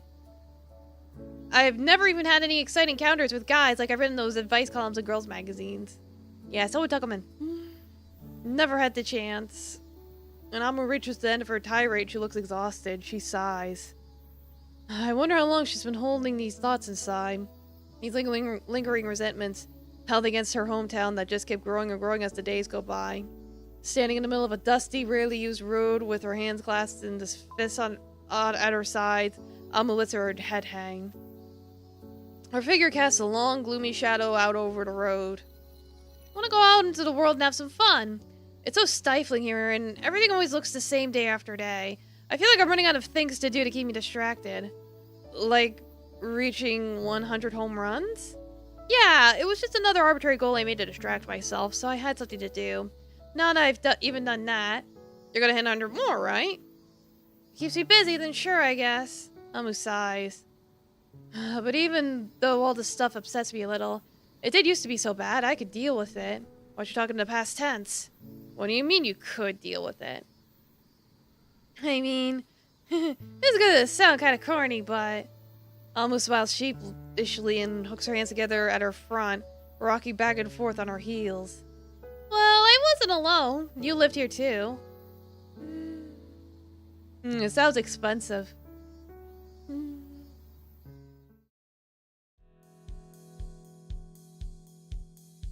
Hey, is that Tiger? Oh, yes, it is.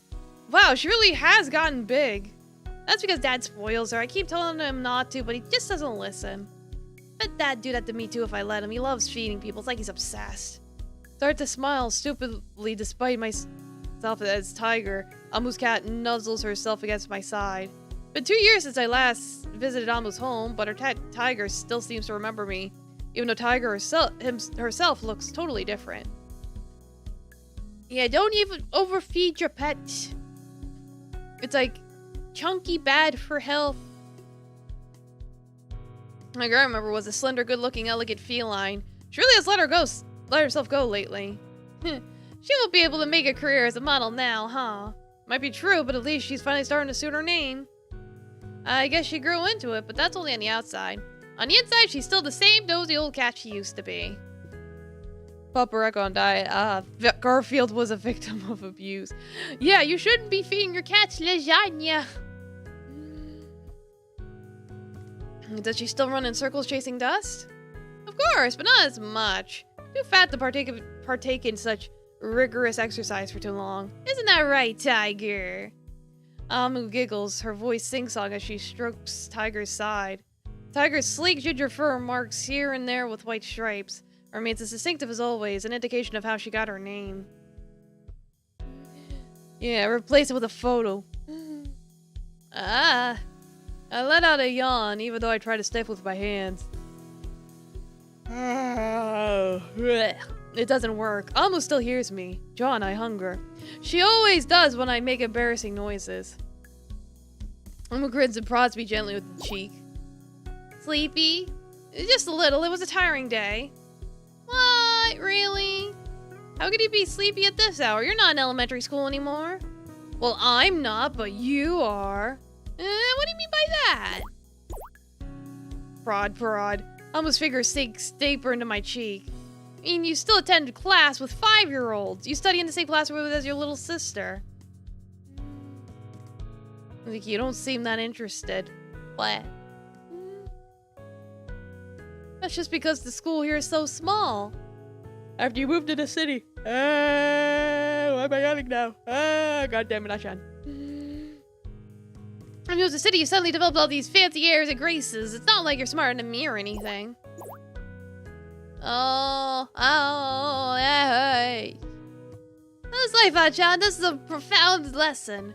Wouldn't have to hurt if you'd stop prodding me. Life doesn't stop prodding at you until you die, Achan. Amu. Okay, fine. Amu relents, protecting her hand. This time she puts it to a better, more benevolent use. Idly stroking Tiger's fur, she continues to talk. So you can't be tired. It's not even that late. I know, but we did do a lot of walking today. What kind of miserable excuse is that? You were born on the countryside, Achan, even if you live in the city now. How could you let yourself get so weak-willed and lazy after only 2 years? Shame on you. Well, your dad did talk to me for a long time earlier. It's natural I get tired after all that. Well, I can't argue with that. That is quite character. Indeed. If you don't take the initiative and excuse yourself when you're with my family, you'll be stuck with them until Christmas. First is the most frustrating excuse for someone earning you. It's like, nah, Amu's a bully. It's like, I expect better. No. She's an anime tsundere. Bullying is a requirement for tsunderes for some reason. I thought I'd look bad if I just ignored them. Yeah, you've got to be strong. You're so polite, Achan. You'd probably thank somebody if they started tearing out your fingernails. Stop foreshadowing. Probably. Foreshadowing is a literary device. Amu giggles. Wait, though, I think you're being very rude, Achan. How do you mean? You haven't even thanked me yet. I came to your rescue earlier like a prince on a white horse, and I still haven't even received a token of your gratitude. I'm sorry, are you saying that I'm a fair princess? Of course you are, you have to be. You're much prettier than I am. But I'm a guy! Yeah, who cares about that kind of stuff? If you hit the role well, you should play it. But I don't want to play it. I feel like we've had this conversation before. Don't worry, Achan. When you get kidnapped by any evil forces, I'll come to save you every time. You can rely on me. Hey, don't go deciding these things on your own. Yeah, Almu wears the pants despite having a skirt on. Isn't fair.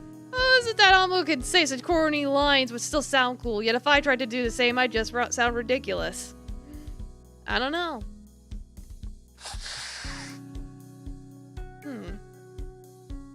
Some water.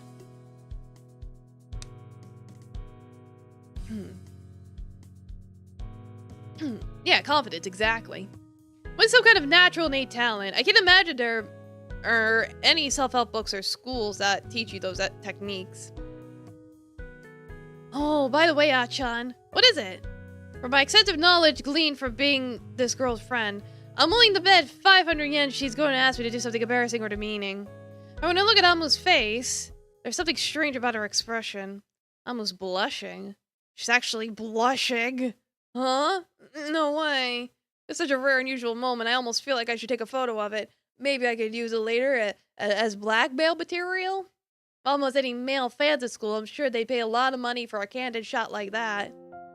Well, lately I was just doing a bit of practicing, and, you know, I said I was learning to play the guitar, right? Oh, I do remember that, kinda. Yeah, I've been learning for maybe 5 or 6 months now. Even though I'm not that good, I wanted to show you. Amma looks at me hesitantly, her gaze directed downwards, cheeks still light pink. Would that be okay? Oh wow, Amu sounds so unusually serious for once. And yet so unsure of her own abilities. Makes my heart melt, just like Valentine's Day chocolate left on top of a heater. Think Amu would hit me if she heard that simile, though. What a bold person would do something like that, is what she'd probably say. It's like you deserve it for immediately thinking of blackmail. Like, no, they're terrible for each other. Look at her face is seriously adorable. Of course you can play something. I'd love to hear it. Amu's face lights up. She reaches over, her upper body looming over the sleeping tiger, and grabs hold of my hands. When Amu gets excited like this, she tends to forget about personal boundaries. It's not like I mind, but maybe my heart does a little. I'm stupid like a heroine from a romance manga. It flutters at the slightest of provocations. Yay! Really, Achan? You really want to hear? Yes, I do. I wouldn't have said it if I don't. Yeah, well, that's true, but not very good at this yet, okay? So please don't be too harsh. Why does she look so shy? Does my opinion matter to her that much? And by extension of that logic, does that mean I matter to her? Because Amma draws her hands away from mine, stabbing her pointer finger at my face. If you make fun of my playing, I'll get so pissed off I'll probably smack you in the head with my guitar. Oh, what a miserable way to die. Foreshadowing. And for moments there, I thought she was being earnest. I should have known she said something violent and cute like that. That's just part of her personality, after all. So it's not like it's a bad thing. I don't think Amma would be Amma if she wasn't just a little bit imposing. A little. After shooing a none-too-impressed tiger off her lap, Amo settles herself down on her bed, holding her guitar in her lap. What she's doing right now, is it called tuning? Though I don't know much about guitars, the only instrument I've played is the recorder in music class back when I was a kid. I can tell that it's old, looks chipped in some places, and has a few marks running across it. When Amo sees me looking, she offers an explanation. My parents wouldn't buy a guitar for me even though I asked and asked. I had to buy it with my own money from working at the cafe. Since they're expensive, I couldn't afford a brand new one. Did you give it a name? More coiny than coin chip. Well, Well, of course she has a name, Ajahn. What kind of cruel parent would I be if I didn't give my baby a name? Baby? And you wouldn't call your child humanoid creature A, and likewise you wouldn't call your guitar guitar, and it implies a lack of passion, commitment, feeling, fervor. Okay, I think I understand what you're trying to say. Amu grins. Anyway, it's time I came up with a name. Anyway, it's a name I came up with by myself after a great deal of thought. I tried really hard with this one. Oh, now I'm even more curious.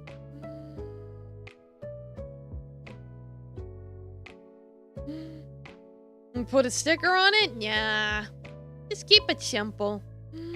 I know Amu's naming sensibilities aren't always the best. She usually goes for obvious choices, such as tiger for cat. Amu's also the one who gave me the unfortunate nickname at school, too. Cockroach Kid. Man, growing up with Amu as a best friend sure was rough. I shudder just thinking about it. But Amu said she tried hard to name her guitar, so surely it'd be something original and inspiring. Well, after a long and arduous process, this is what I finally decided. Amu smiles brightly, her whole face sparkles. She immerses herself entirely in her projects and devotes 100% of her time, effort, and energy into them. She doesn't give up even when it gets difficult. Like a metaphor. Yeah, you know, we got 2 fungus girls and a cockroach boy. Gee, I wonder. They're all filth. It's all a metaphor for filth. Stinky. I think I need someone like her in my life. She's just my childhood friend, but I still admire her. Ever since we were kids, I always thought that Amu was cool. It's funny I'm only just realizing this, but I've been looking up to Amu for a long time, haven't I?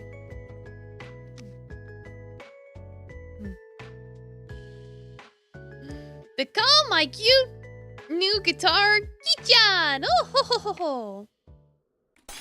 The sparkly aura around Amu vanishes in an instant. I can only stare at her in shock, stunned in the silence. Dumb. If bedbugs live in beds, cockroaches live in your pantry. That's such an awful name. It's like hissing cockroaches are terrible. A few moments pass before Amu finally says, "Okay, I'm ready." So Amu begins to play. She's holding the guitar in a proper manner, or at least what I think is proper manner, but she still looks a little uncomfortable, as though she still hasn't gotten used to it. As her fingers move across the strings, forming chords from her fingers, she furrows her eyebrows. She looks awkward, as though she doesn't quite know what she's doing. It's a rare sight for Amu, who always seems so cool and in control. A degree of awkwardness can be heard in the notes she produces. They don't sound so good. Despite her lack of finesse, however, she's still smiling. It's a smile that really carries the music, making it resonate deep within me. It's clear she's trying. She's trying so hard. And even though it isn't tuning out as she wants it to, she continues to smile. She never lets her smile waver, not even for a second. She continues to remain bright and sunny, illuminating her face. That's because Amu is an amazing person. Back at the batting center, she's hitting all those home runs.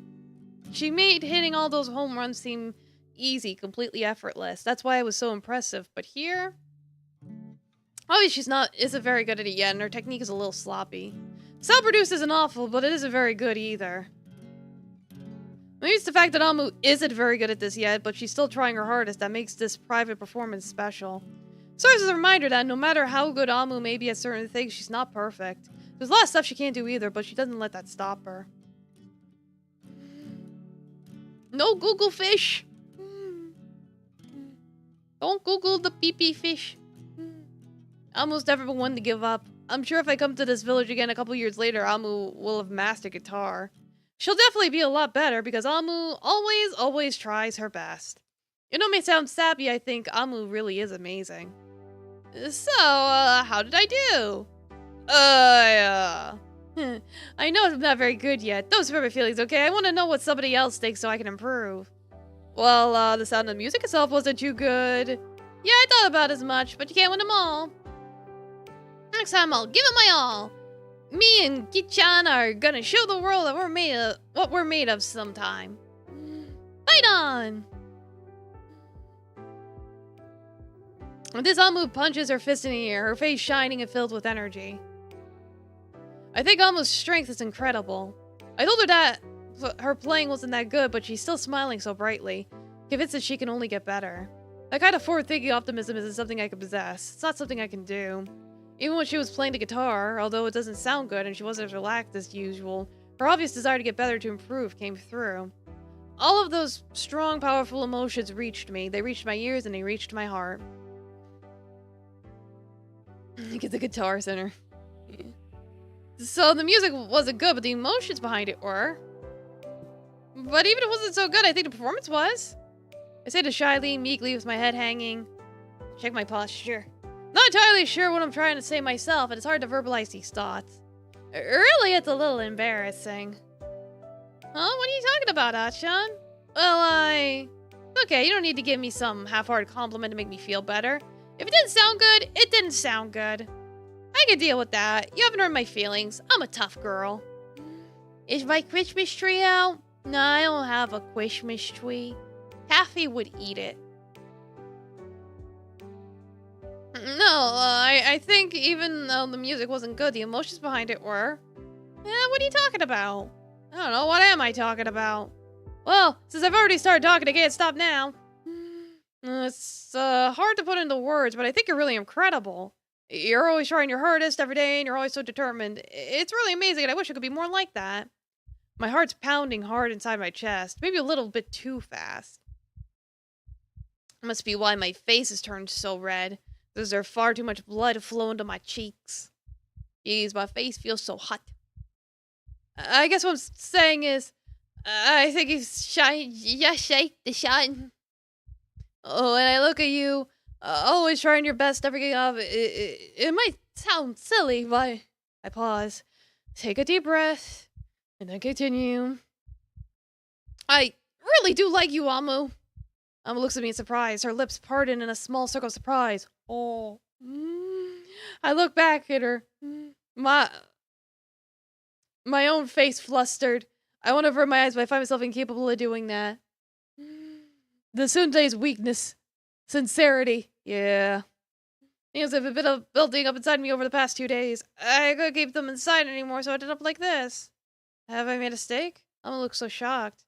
Oh, this is too awkward. What if I ruined our friendship? If that ever happened, Chan. Alma's voice draws me out of my spiraling thoughts, bringing me back to reality. Her voice isn't her usual tone at all. It's very soft and gentle.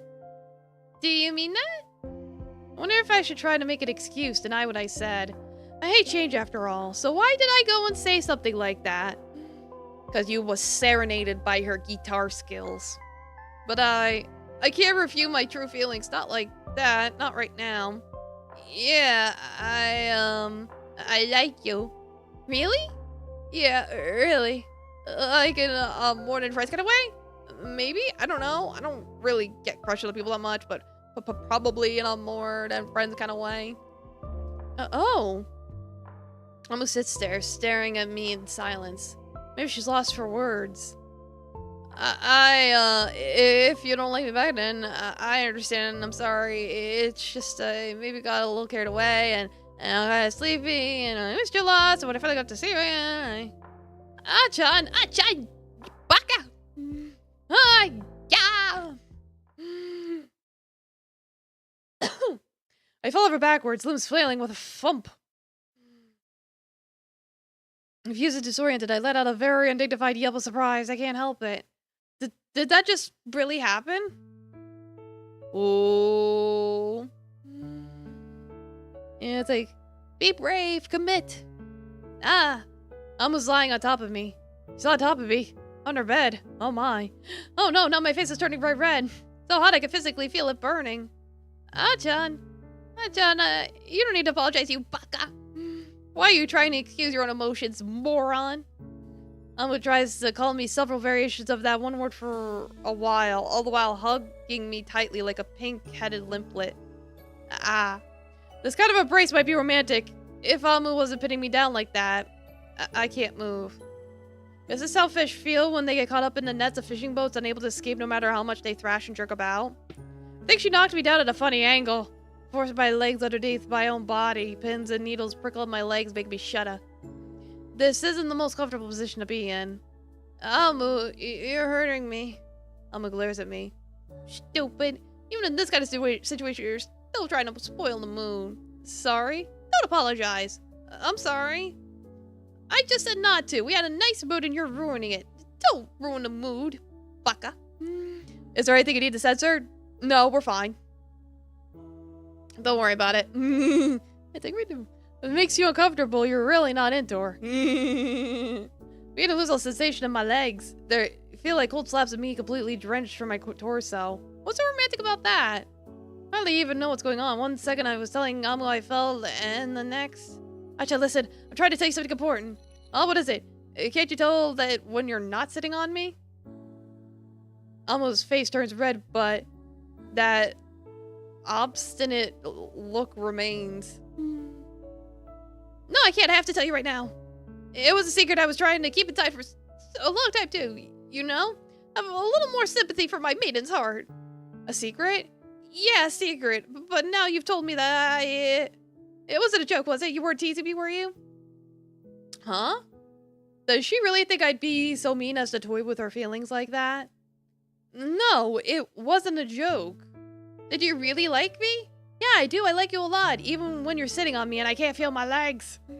Aw, really? You like me even when being sensitive and annoying? Yes, even then. Guess I better... Oh, well, that seems pretty unlikely. Maybe you bumped your head when we went to the batting center and that's why you're saying this weird stuff. I don't think so. I wore a helmet, remember? Oh, yeah, I guess.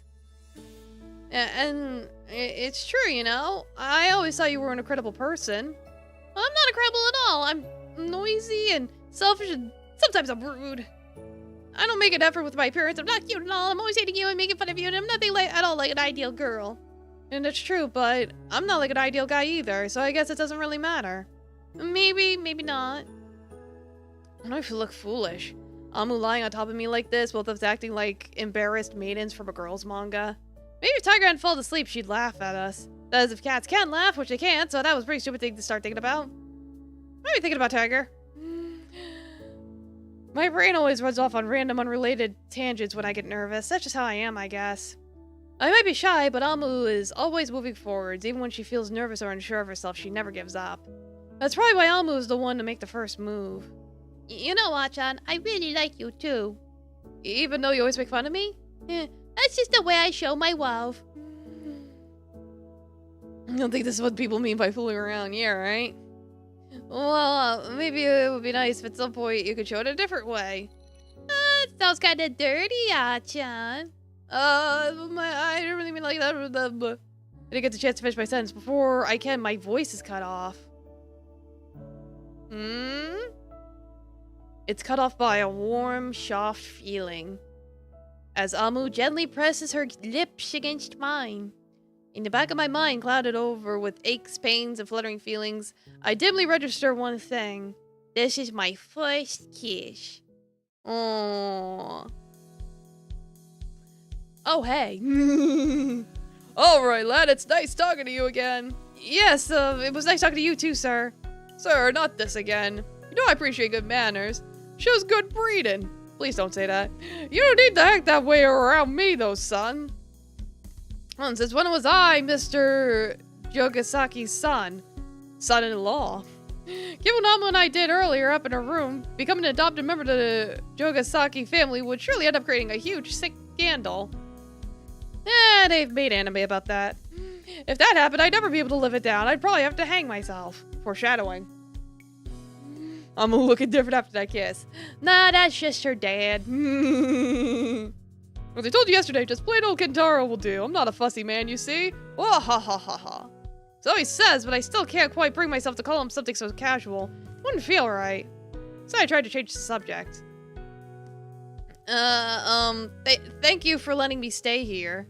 No problem at all. I know how fond my daughter is of you. Oh ho ho. Ha ha ha. Look at Amu sheepishly, standing in the corner of the kitchen, her face slightly flushed. If Mr. Jogasaki knew how fond Amu and I had become of each other, would he still approve of me being Amu's friend? He's a very overprotective father, and he does have very large forearms. If I got on his bad side, he could destroy me. Anyway, is it tomorrow you're going home?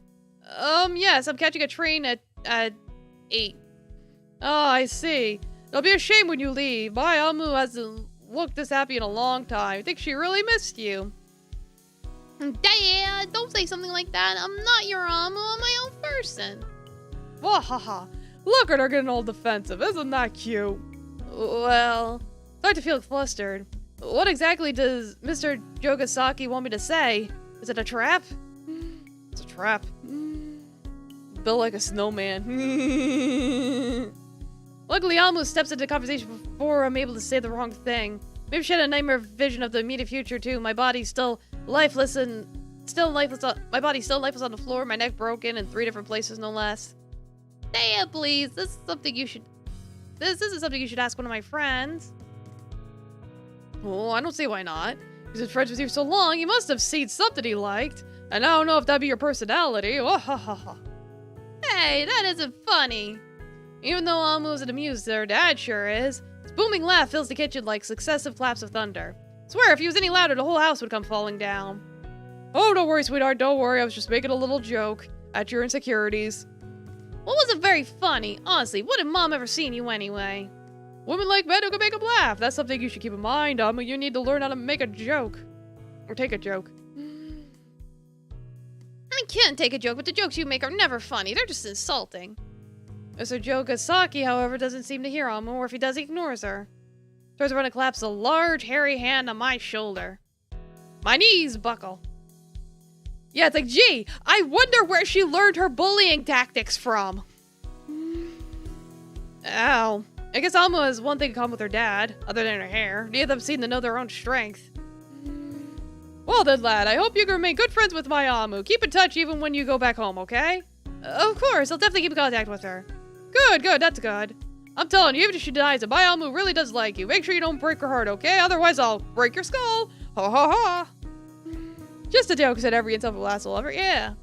At this, my face goes bright red. How could it be? Does Mr. Jogasaki already know? Does he already know that we're dating? Maybe he's more perceptive than I thought. At least he doesn't seem to disapprove, but that really was some threat. I don't want my skull to be smashed in. Foreshadowing. I looked at Almu for help, her eyes wide in distress. She's still standing in the corner, her hands on her hips. She looks distinctly unimpressed. Those kind of threats are a little too much, Dad. If you keep talking like that, I might have to phone the police. Oh, don't be silly. I'm just looking out for my little girl. Who could ever punish a father for caring too much? Ha ha ha ha ha. Oh, you'd be surprised, Dad.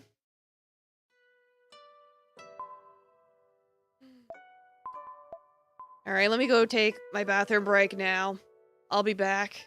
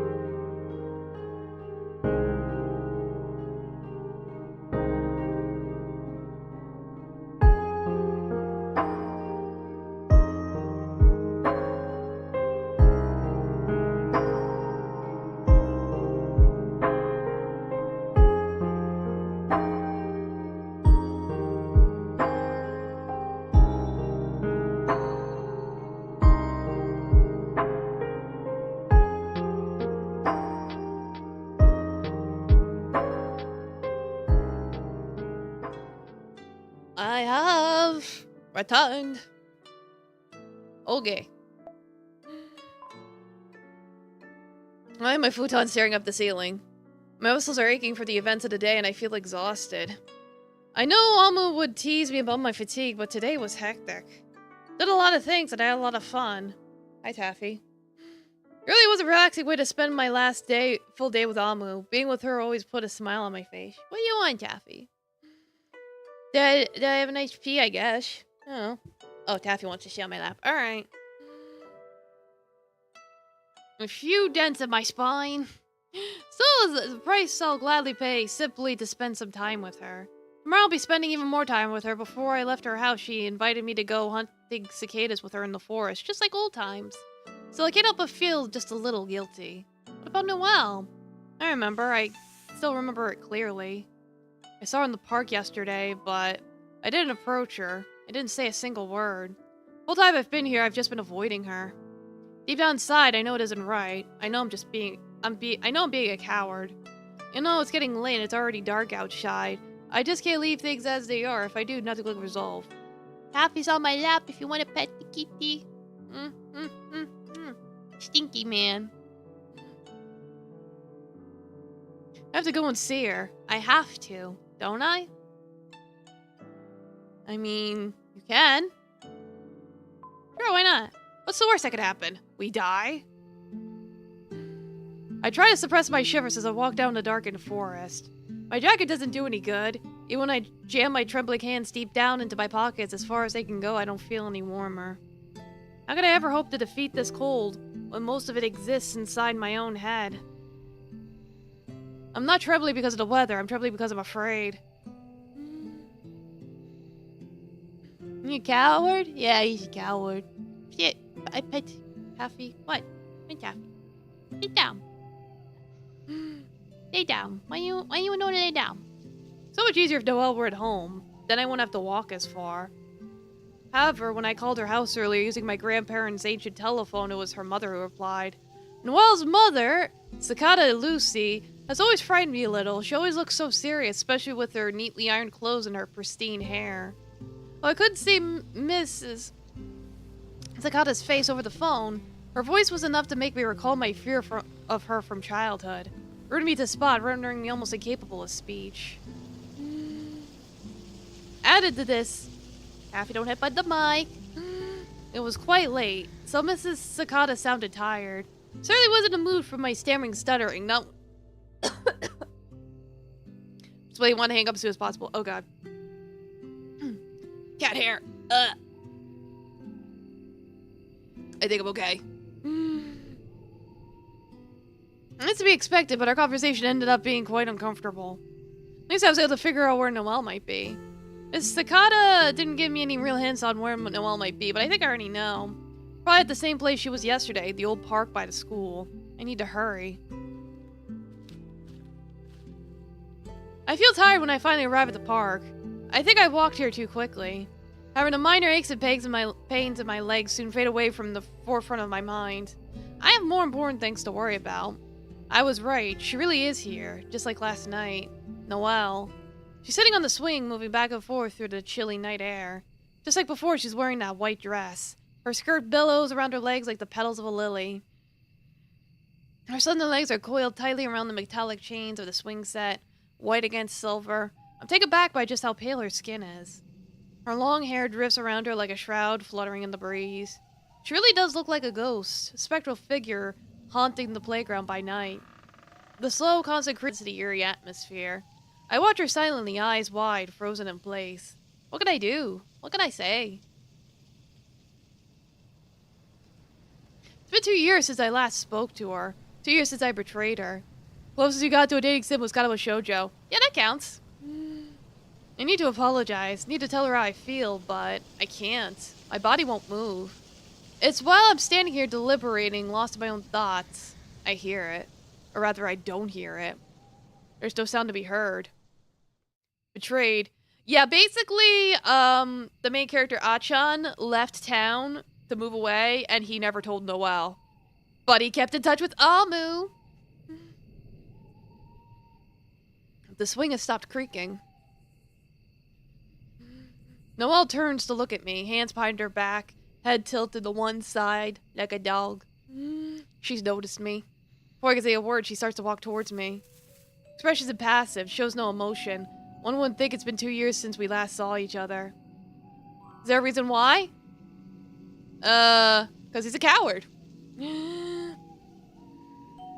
One wouldn't think we'd ever even been friends at all.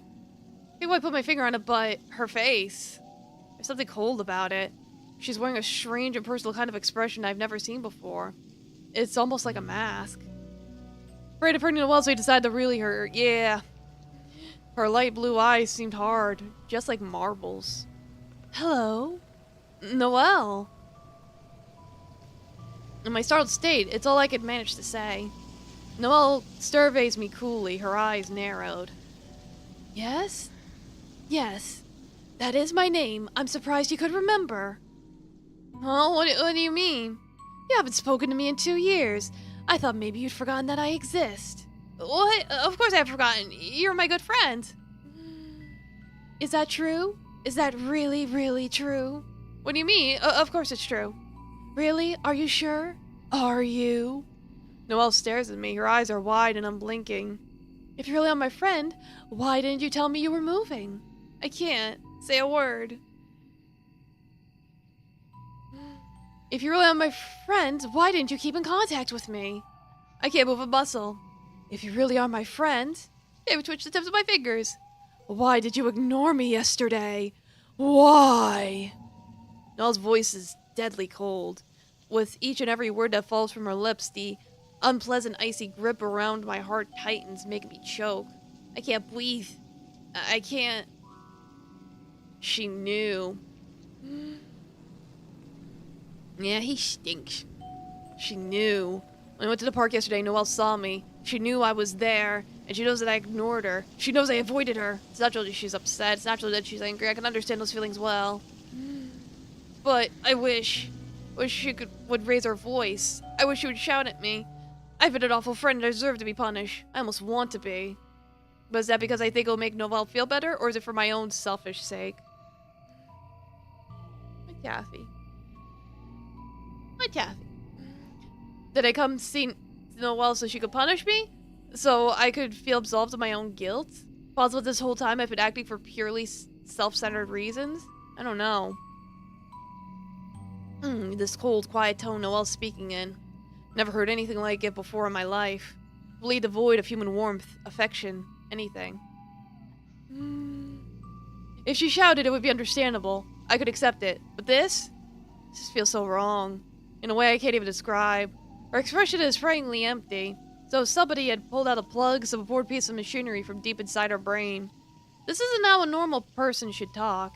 She's acting like a normal person. Sorry? Noelle, I'm sorry that I ignored you. I really am sorry. Noelle's expression doesn't flicker. I don't think the words registered at all. Doesn't matter. Even if you're sorry, you still did it. I know. I realize that a single apology can't take back the last few years, but it really is the truth. How foolish. You're acting like a child, Ah-chan. What do you mean? Only children think apologizing will magically fix a problem. I think an apology means anything to me now? Do you think that was what I wanted? Are you really so naive that you thought it would make me feel better? For the first time during our encounter, I see something flicker across her face. Finally, her eyes are filled with something other than emptiness. Standing underneath the moonlight, her pale hair blowing about her shoulders, she looks very small. She looks small and sad. I'm very alone. People need to understand. They have to understand. If you break something, you can't fix it by saying a few simple words. If you break it, it's broken. You can't fix it. It's broken forever, and there's nothing you can do to make it better again, no matter how much you regret it, no matter how sincerely sorry you are. What good does an apology do for somebody who's already suffering? It's worthless. Nothing but a pleasantry designed to comfort the one who committed the cruel act in the beginning. Noelle's breathing is ragged. Her chest heaves up and down. It's as though it's a struggle for her to simply inhale air. I've never seen Noelle talk so much before, not in one go like that. She usually speaks softly, regulating her words, breaking them down into Neat little sentences that could easily be digested. Which is overtaken by a strange passion I can't understand. Apologies won't work. They're useless. They're useless and I don't need them. Noelle looks at me coldly. Once more, her eyes are empty, blank, staring sockets. Yeah, get her a blanket, a hug, and a therapist, please. She's cold. She looks lonely. She looks so completely, utterly, pitiably lonely. She needs a friend. She needs somebody to rely on, somebody who can comfort her and drive this malignant sadness away. I don't know if she could do it on her own. It should have been me, but I messed up. I made a huge mistake and ruined everything. Just how far were these last few years on Noelle? Just what is she going through now? I don't know. I don't know a thing. I don't know a thing because I never even bothered to find out. Why did I stand here and call myself her friend when I've treated her so terribly? It's like, don't try to fix her. I see it. I see it out of the corner of my eye. Something sharp and metallic drawn from the pocket of her dress. It's a small plastic object with a sharp, wicked blade. Is that a box cutter? Why does Noelle have something like that? What's going on? I'm tired, Achan. I'm tired of being betrayed and I'm tired of being lied to. What does that mean?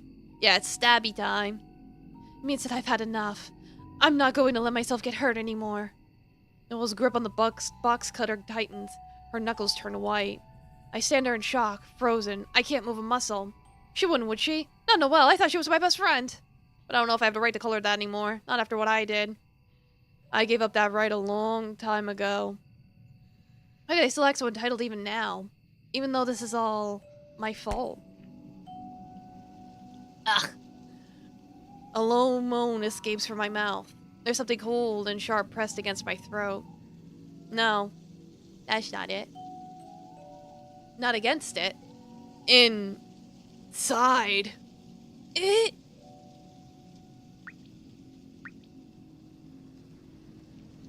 No survival instinct. Yeah. It hurts. It hurts. It hurts. It hurts. I can't breathe. I choke on my own phlegm. My head spins. I try to breathe in. My body won't let me. It convulses. I fall to the ground, my knees hitting the grass with two dull thuds. I can't to breathe.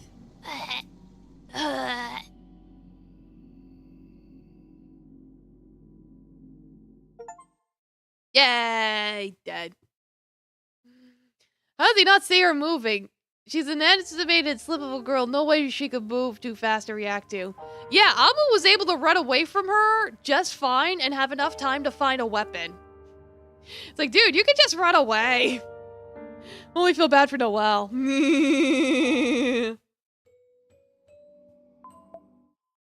Alright, let's see what kind of ending we can get now. Yeah, you done, Taffy? Okay.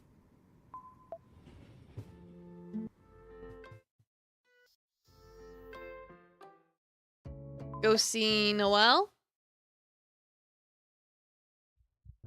Yeah, like dead boyfriend.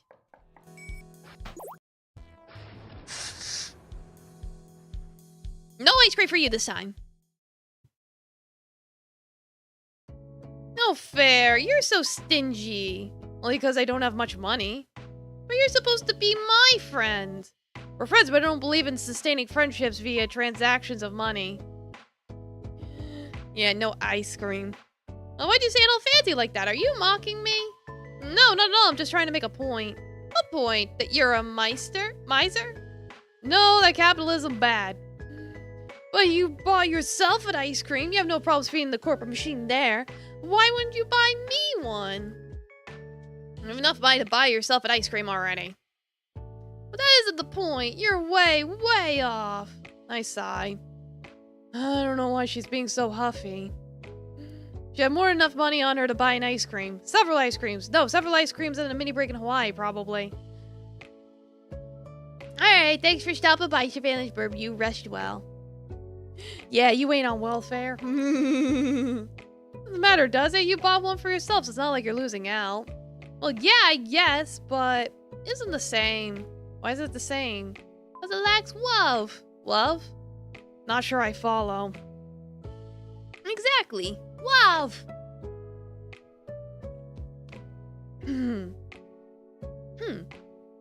If somebody buys a gift for you that shows that they have love, it makes the experience more pleasant than if you just bought it for yourself. Ice cream's gonna taste the same no matter who buys it. It doesn't matter. You just don't get it. Huff. Huffing, Amu bites into her ice cream. Her teeth dig into the cone, making it splinter under pressure. Never thought ice cream was a food you could eat angrily, but Amu proves me wrong. The loud chomping sounds she's making are a testament to that. Amu's kind of scary sometimes. I didn't know she'd get upset over something like this. Most troubling part is, I can't tell if she's being serious or not. Yeah, if someone willingly does. Not if you demand it. Look, I'm sorry. I'll buy you a treat next time, okay? You promise? Promise. Okay. Well, my food tastes better if someone gives it to you, but only if they offered. Yeah, it's like you gotta do it willingly. Amu pouts, wiping her sticky mouth with the sleeve of her sweater. I wince. You know I'm carrying a lot of tissues around in my pocket.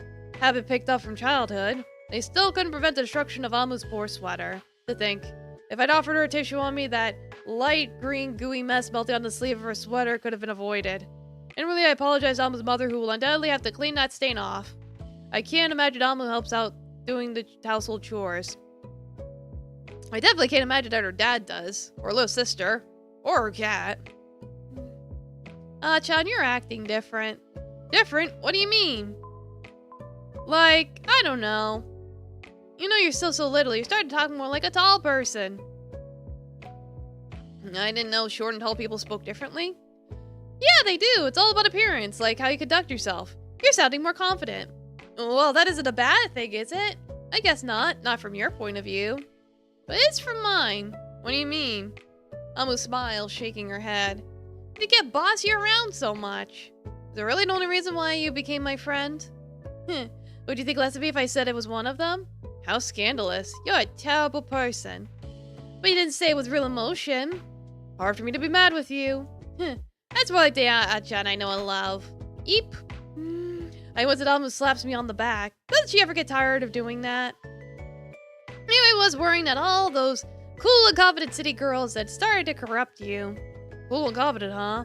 Guess you could call Saki both those things, but deep down underneath her layers of cynicism and sarcasm, I think she's just a dork who likes vampires too much. I was scared you turned into a different person. A person who could say no to me more often. You were really worried? Well, just a little. Amu laughed sheepishly, running a hand through her light pink hair. Still. She leans back against the bench, staring up the sky. You used to fuss over me a lot when we were little. Guess I just got used to it. Sorry if I was rude earlier, I was just playing around. You need to apologize, I'm used to it by now. Thanks. There we go. Noelle? What, Chaffee? Can't help it.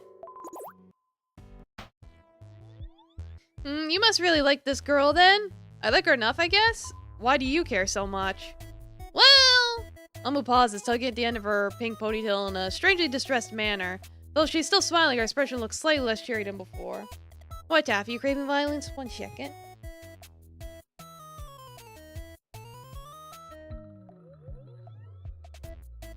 Yeah, he wants his toys.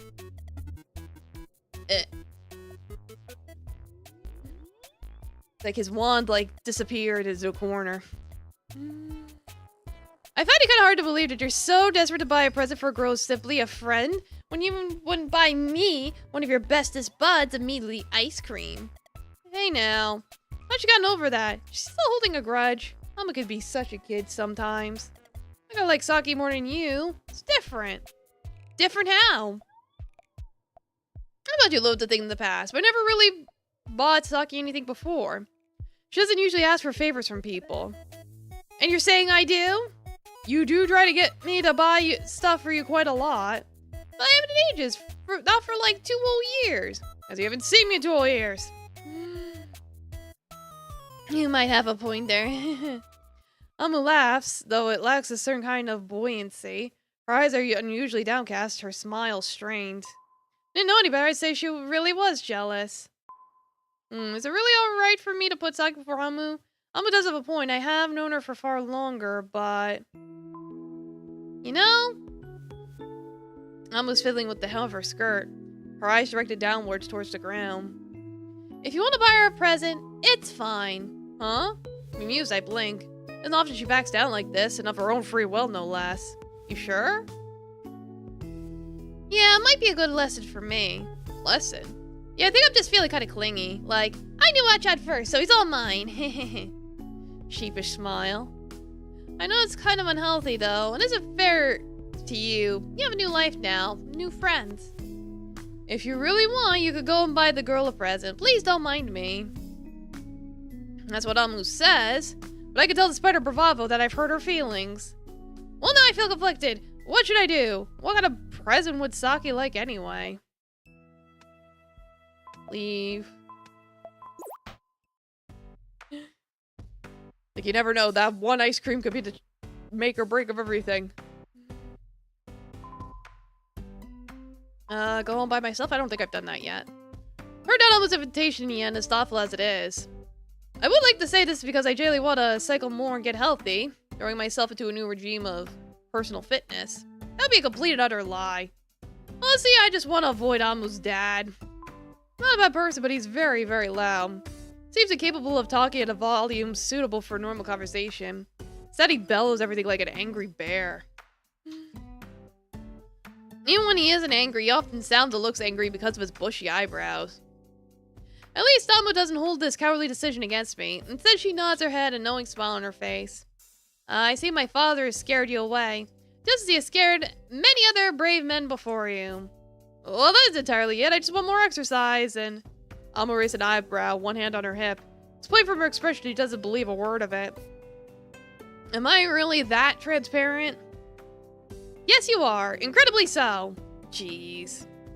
I understand. I won't begrudge anyone for trying to avoid my dad. I think even a drag would do the same. Oh, well, I just thought it might be best if I left them alone, you know? You're probably right. You know how my dad likes to talk. He'd probably be even more talkative if you're around. He hasn't seen you in so long. He'd want to tell you all about his crowning glories and splendid achievements from the last 2 years, I'm sure. Has he made any splendid achievements? Amu snorts. Well, that's what he frames them as, but I have my doubts. Personally, I don't think catching a large trout during a fishing trip last summer is that impressive. How much did the trout weigh? 4.8 kilograms. I blink at Amu. A little taken back. I've never been good at remembering facts and figures, so I didn't expect her to give me such a precise answer. How'd you know that? You underestimate how many times my dad has told me that story, Achan. How many exactly? Amu's face darkens. Too many. I'm such an idiot. In my overly optimistic romanticism of the past, I forgot just how out of shape I am. Now I'm paying the price. I'm paying for it dearly. I need to forcefully rotate my legs, using every bit of strength I possess to keep going forwards in a semi-straight line. My bike wobbles precariously. My grip on the handlebars starts to slacken. My body feels so tired.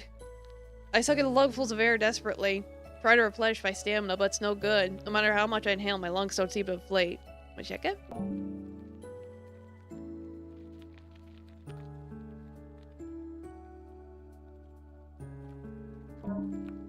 There we go.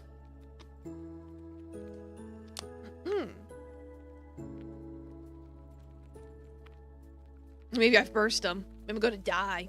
On my gravestone, it'll be engraved, cause of death, stupidity. Yeah, it's like, that is gonna be your cause of death, but not for the reasons you think. I am such a fool, but no. I won't give up so easily. I can keep going. I can! I grit my teeth and lean forwards, pressing my body down against the framework of the bike. Maybe it'll make my shape more streamlined. Or maybe it won't make a blind bit of difference. But at this point, I don't really know what I'm doing. My vision's going blurry and being obscured by sweat. You know, the evening is approaching and the air has grown colder. I still feel too hot. I'm sure my face is bright red.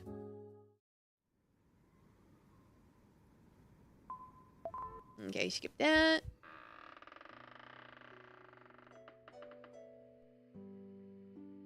Approach. Yeah, I need some cardio.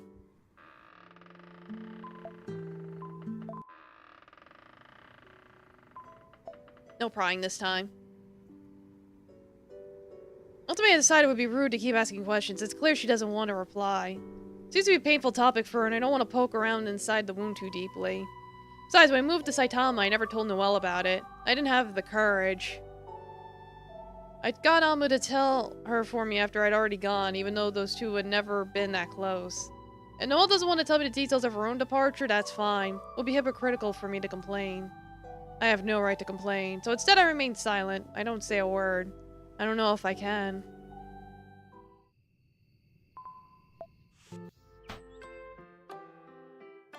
Is it Noelle this time?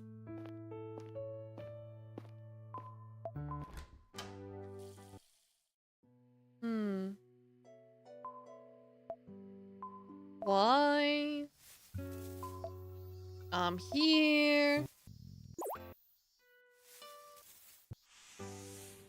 Oh, no, it's nothing. Noelle looks down at the ground, her voice tailing away into thin air. Nothing? Yes, nothing. I was just thinking out loud. I tilted my head to one side, regarding Noelle with concern. This is the sort of person who wastes words. Usually she's very frugal with them. If she took the time and effort to articulate something, most likely it means that she did have something to say. It must have been something important, too, judging by the look on her face. But now? Now seems as though I'll never know. Noelle turns her back to me, refusing to elaborate further. Instead, she tries to change the subject, gesturing towards the picnic hamper that's lying innocuously under the tree. It's pretty dark. We should pack this up and return home. Home? Ah, yes, of course.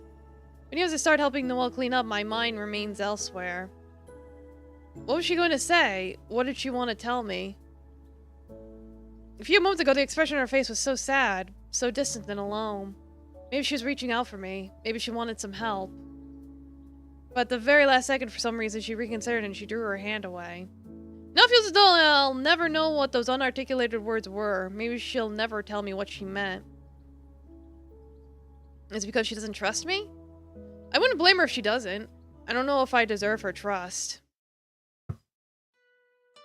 In my futon. I lie in my futon staring up at the ceiling.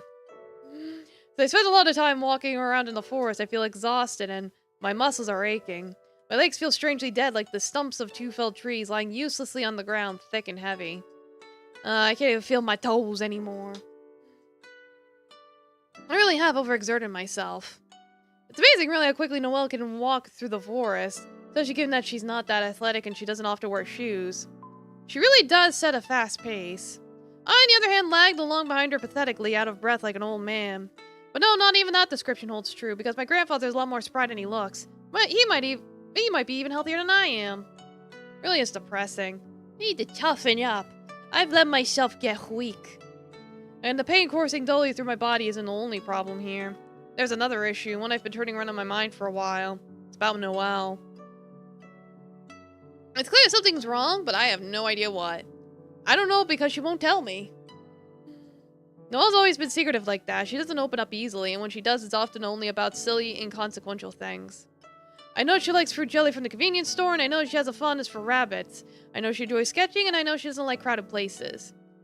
But other than that, I don't know very much about her at all. I don't know anything about her before she moved here, and I don't know why she moved either. I don't know why her family has decided to move this time, and I don't know how Noelle feels about it. If she told me, maybe I could help, but if she won't talk, there's very little I can do. And I don't want to pressure her either. This really does seem like an impossible situation. What should I do? I grow and turn over to my futon, trying to get comfy. Hard to trick my body into feeling sleepy when my mind is so crammed full with thoughts. Wonder, what am I gonna do tomorrow? I'll move. Phone my grandparents home at 8 and invited me out tomorrow. She said we could go hunting for cicadas in the forest like we did when we were kids. Didn't mention anything about Noelle, though. I wonder, should I invite Noelle anyway? Spending more time with her would be nice. Maybe if I keep at it, I could find out why she just seems so gloomy lately. There's no sense of just giving up. That never achieves anything. If I did that, maybe Amu wouldn't like it. I two don't get along very well. Decisions. I don't know what to do. Then again, that isn't anything new. I never do.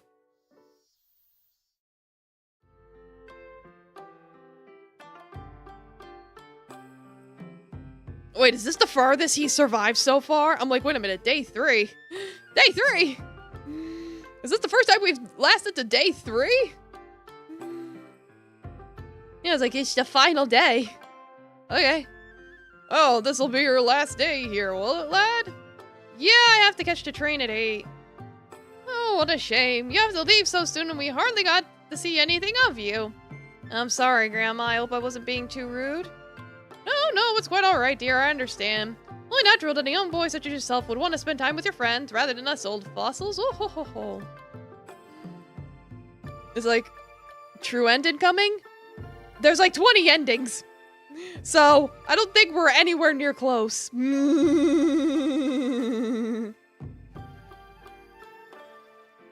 grandmother offers me a smile from the other side of the table. For some reason, the smile makes me feel a bit guilty.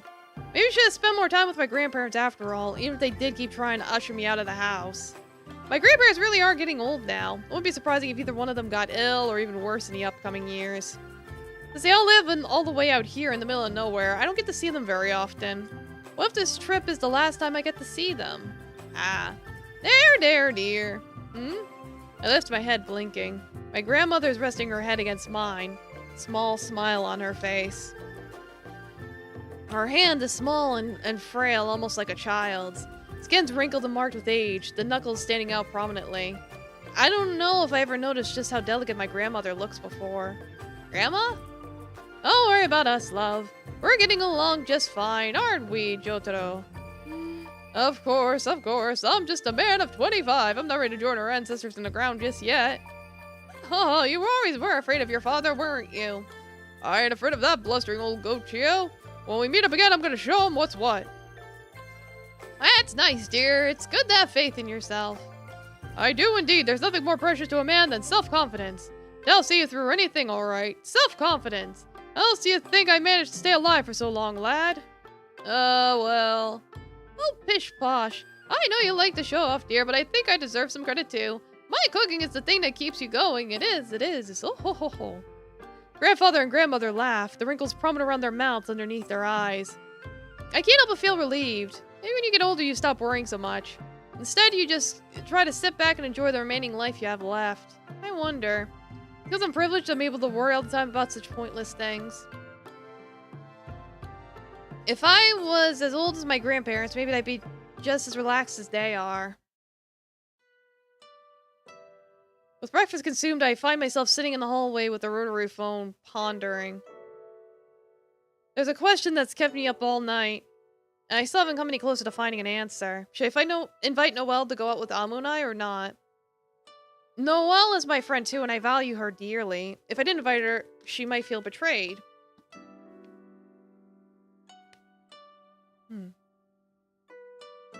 However, I know Amu and Noelle don't get along very well. Amu's too brash, Noelle's too quiet. They never have anything to say to each other. I don't make either of them uncomfortable. I don't want my last day here to be awkward either. Invite. Like I even need to think about it. Of course I'm gonna invite Noelle. What kind of friend would I be if I didn't?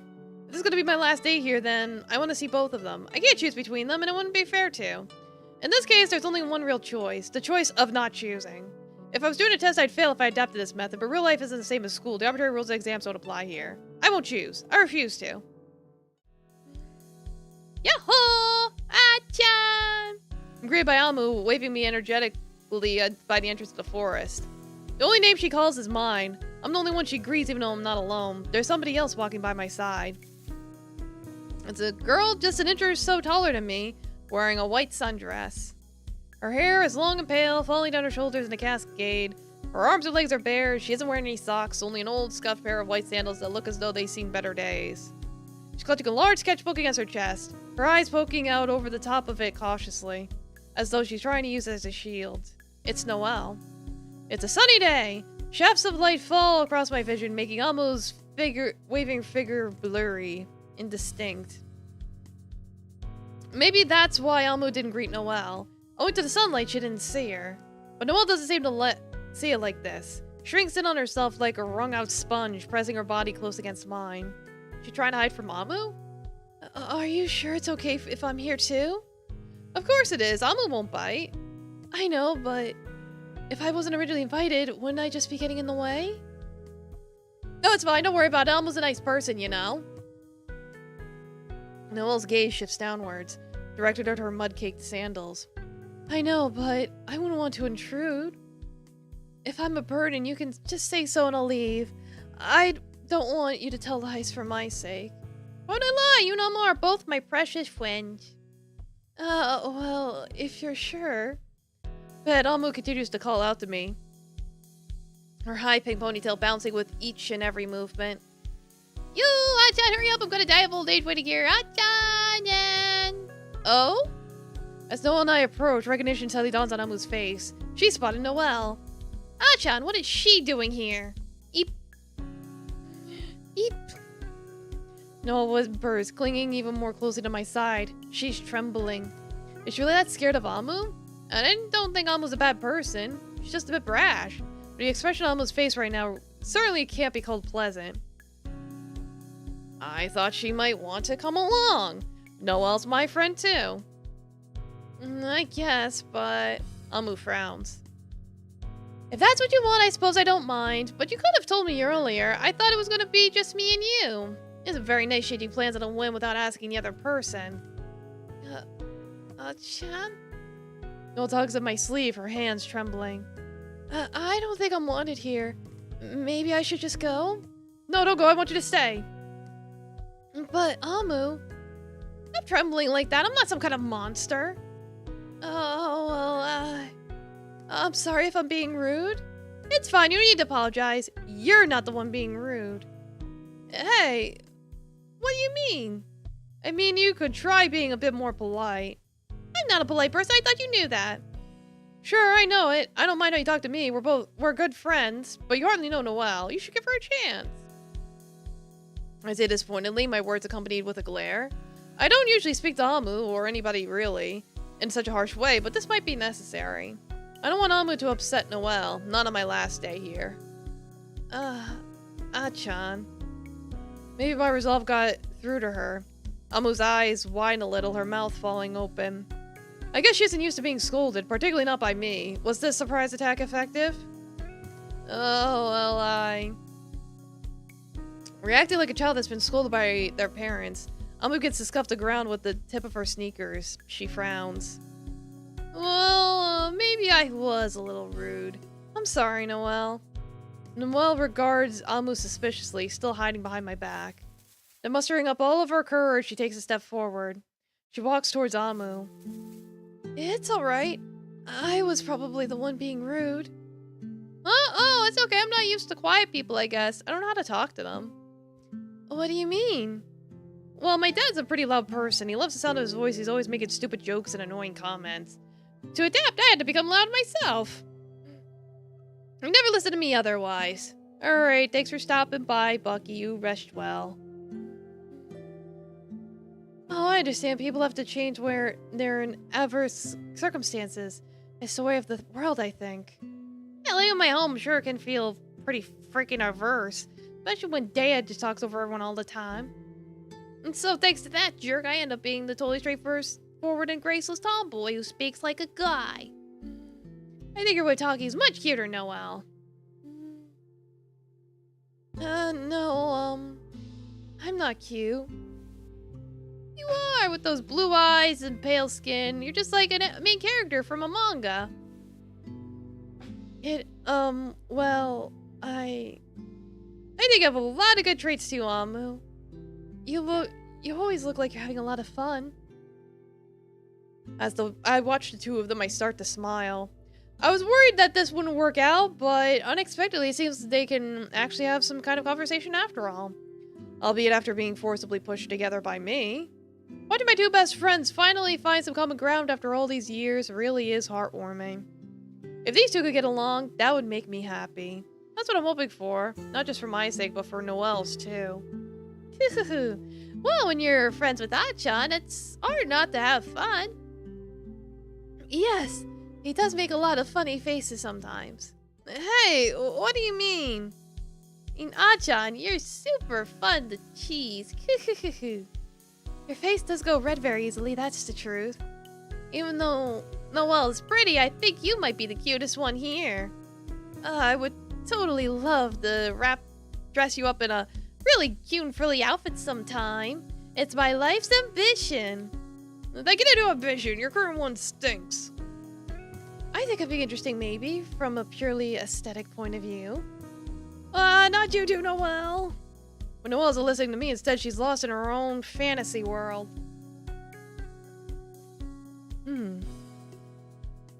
I wonder. I could sketch some designs for dresses and see what looks best. I think for that complexion, light pink would be nice. Yes, that would look really cute. And you definitely can't forget to add the ruffles. Ruffles? Light pink? What on earth is this? I thought you could play dress up with, you know? I am a real human being. But they don't listen to me. Nobody ever does. Maybe it's because I'm small, so I'm easy to ignore. Who knows? If I'd been born a hulky giant like Mr. Jogasaki, maybe I wouldn't have this problem. Wah. That Amu and Noelle, who were total and complete opposites, were only able to bond over bullying me. That's pretty disheartening. Maybe I made a horrible mistake. Did you bring a net, Noelle? No, I didn't. But I only brought 2. How are you gonna catch any insects without a net? 3 of us walk together, Amu in the lead. Since she's the one directing us, we end up taking a different route than the one Noelle and I usually take through the forest. In fact, Amu isn't following the main path at all. Why am I not surprised by this? Sure, if I asked Amu about it, she'd laugh and say something typically over the top like, a real man makes his own destiny, or something equally nonsensical. And crashes on ahead, heedless of any tangled undergrowth, marching through foliage and stamping down on raised roots as though it's nothing. I, however, am a little more cautious. I don't want to get stung by nettles. I thought I could just sit in a corner and sketch or something. Are you sure? Don't you think that might be boring? No, I don't think so. I like drawing. Really? Well, I've seen your art in school before and it's pretty good. I don't understand it, though. I usually do natural drawings, but I was trying to create some more impressionistic pieces at school. I thought it'd be good to branch out a little. Pessimistic? Impressionistic. But I think they're quite pessimistic, too. Funny. Yeah, it looks complicated. All that black paint and those red splotches. I don't get it. Not that I have any right to criticize. I can't even draw a straight line. That's because you don't have enough patience. Almost sticks her tongue out at me. Bleh. Hey, I have plenty of talents, I'll have you know. I wasn't denying that. I just don't think drawing's one of them. Nah, she's good with that baseball bat. Let me check it.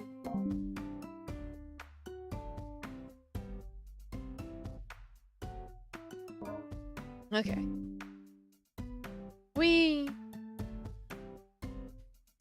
Oh, well, yeah, but life is short. I can't hope to accomplish everything. You're no good at drawing either, Achan. His artistic vision is lacking. Hey, why do you keep ganging up on me? It's not fair. Cuckoo, that's just what happened when women get together, Achan. You should just admit your defeat already. I didn't know we were having a competition. Of course it's a competition, silly. I can see who can catch the most bugs, you or me. Oh, we are?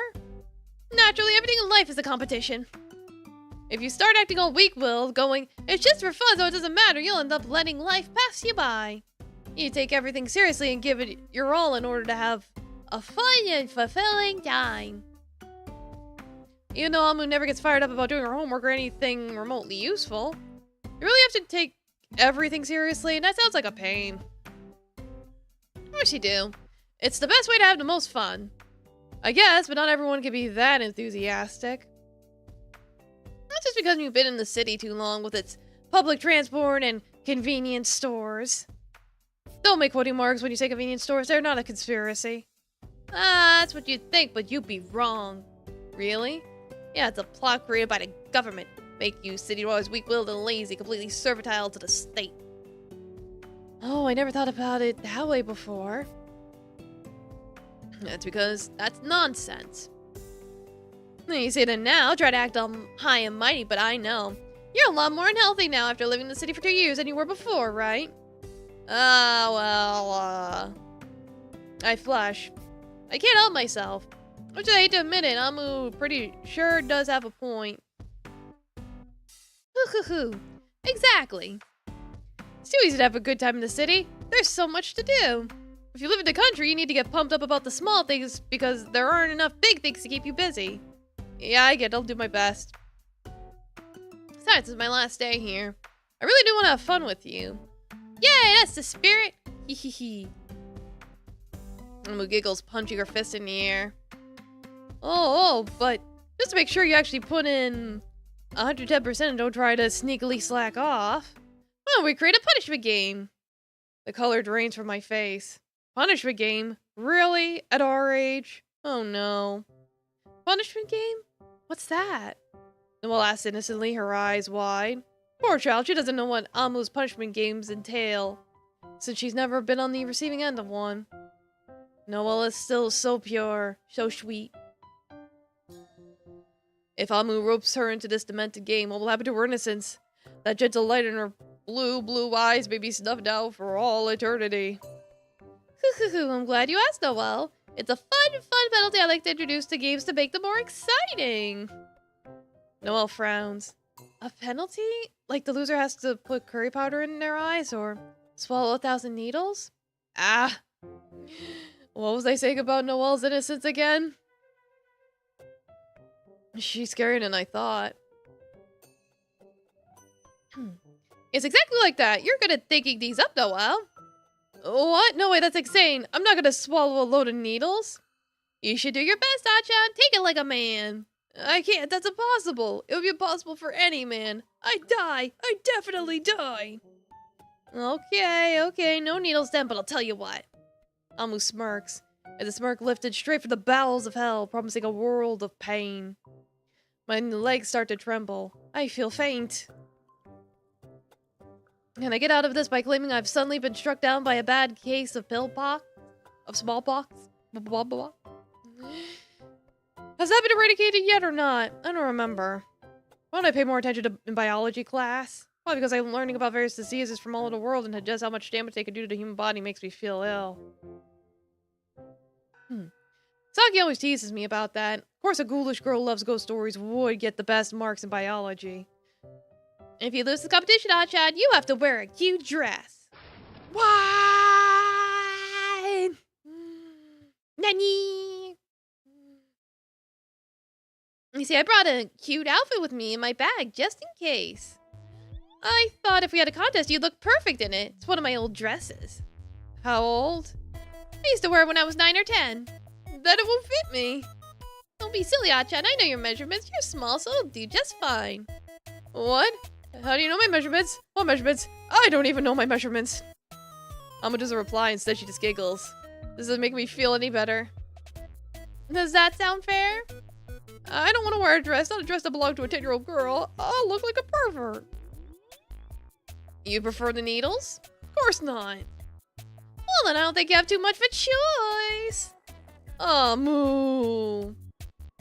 Let's look at it this way. Harsh punishment will give you more of an incentive to try harder. Dumb old road dog, welcome. How you doing? Like after being stabbed with box cutters and having people's skulls be bashed with baseball bats, we are now, catching cicadas. And if we lose, we have to wear a dress. Absolutely terrifying. For him. Oh, well, if that's how it is, I'll need to think of a really terrible punishment for you. Fine. Do your worst. I'm prepared for any outcome. Okay. Then if I win, you have to, and immediately start to flounder. Why am I so uncreative? I read enough books in my spare time. You'd think I'd be able to come up with something. Read about that translation from Desad des Justine I found in the school library a year ago.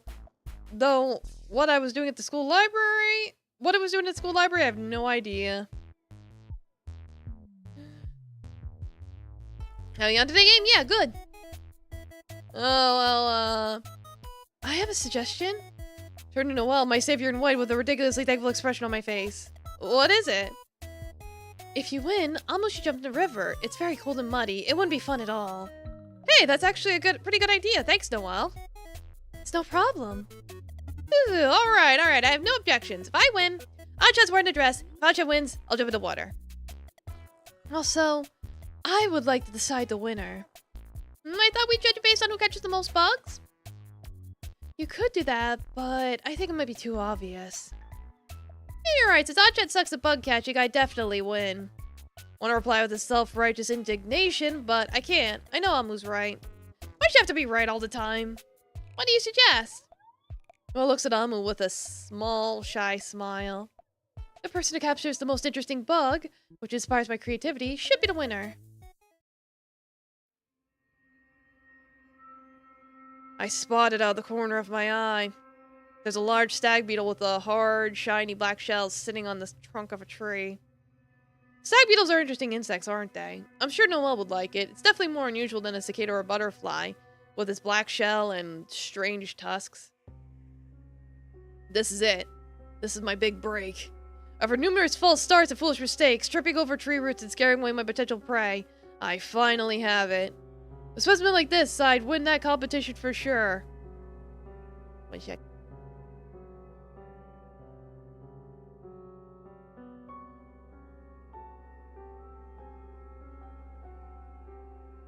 There we go. I don't know why my nose is so stuffy today. I stared at the stag beetle intently, wiping beads of sweat from my forehead. Although the thick leaves overhead stopped the heat from becoming too oppressive, it's still a warm day, and I've been wandering around for a while. So I got overly picky about what bugs I should catch, then fumbled over the ones I did intend to take. I haven't caught a single thing yet. The clear jar Amu gave me to contain my spoils is completely empty. This beetle's my last and only hope.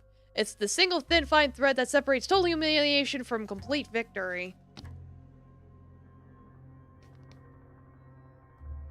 What should I do? Carefully? I reach towards the net, aiming at the beetle. It's because I rush that I end up making mistakes. If I do it slow and steady, I'm sure I'll succeed. I'm sure of it. I can do it. I believe in me. What? The beetle? Where'd it go? Did I take too long? Did it subway while I was trying to psych myself up? What happened? That was my last hope, but I let it escape. There's no hope for me now. I'm so stupid. Rip. Aww. Wow, John, you look so cute.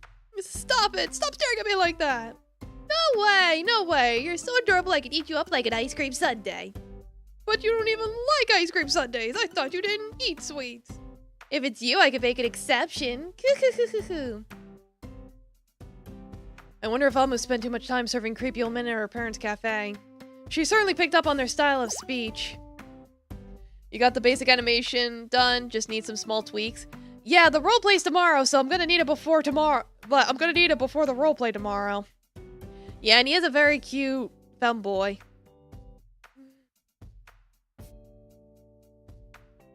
You creep, stay away. Well, since I was the only one who lost the contest, it ended up like this. To my surprise and horror, Amu's old dress does fit me after all. It's far better than I thought it would, falling modestly midway at my knees. Why must my pride suffer so, simply for the brief amusement of others? It isn't fair. I have feelings too, you know. If I really was that cute, you wouldn't be laughing at me. What was that? Amu grins. I don't like that expression of hers at all. I just mean, it's not people common for people to laugh at cute things. Instead of reaction is something like, oh, that's so adorable. And what's your point? You're laughing at me. Doesn't mean I look ridiculous, not cute, and you just want to make fun of me. I think you look cute. Noelle speaks up suddenly, her head peeking out from over the top of her sketchbook. Noelle's sitting next to me and Amu, her white dress pulled in her lap. Her shoes have been kicked off somewhere. I don't know where. She's pressing her bare feet against the earth, riding up the soil between her exposed toes. Before her sits the clear jar containing Amu's winning bug, an interestingly colored, fluffy caterpillar. For the last 10 minutes or so, Noelle's attention has been directed solely towards the caterpillar. She was being so quiet, I almost forgot she was there. At Noel's unexpected comment, my face turns even redder. I start to shrink in on myself, compressing my body like an accordion. An accordion in a dress. How charming. But I don't want to be considered cute either. I thought you said you did, Ah-chan. What gives? Well, I mean, I would rather be considered cute than funny, but that doesn't mean I like being either. I just want to live a normal life. A normal life? What does that even mean? Well, nothing inherently abnormal about a boy wearing a dress. Girls wear pants all the time. I know that, but... Anyway, that's so boring. Isn't this more fun? Only fun for you. I bet if you'd lost and you had to take a dip in a river, you wouldn't look so smug. Of course I would not, John. I'm a mature woman. I accept all my losses with grace and dignity. I don't know about that. Well, it doesn't matter if you know or not. The fact is you didn't win, so you can't test it out. It's the perfect devil's proof. What a pragmatist. Jeez, it's annoying, but Amu's right. I'm sure her words are a massive lie, but I can't disprove them because I've never beaten her in anything before. Not in my whole life. I have no way of knowing how she reacts to failure. Never mind. I'm a gracious winner.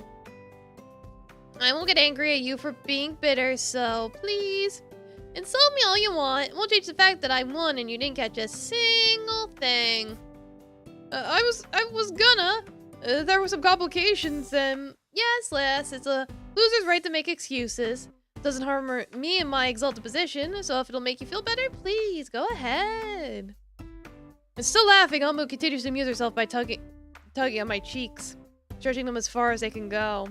Why must this girl abuse me so, even while acting like a saint? It's so unfair I could cry.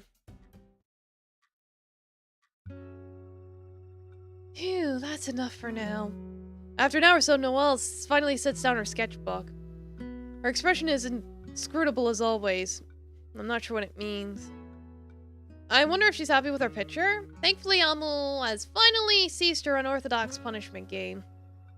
As out of pity for my sad, pathetic state, or maybe a rare moment of genuine kindness, she said I could change back into my normal clothes if I wanted to.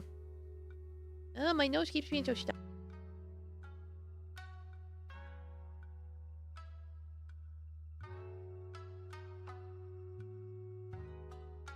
Okay. Of course, I did want to. I'm not in the dress anymore, but I still feel embarrassed.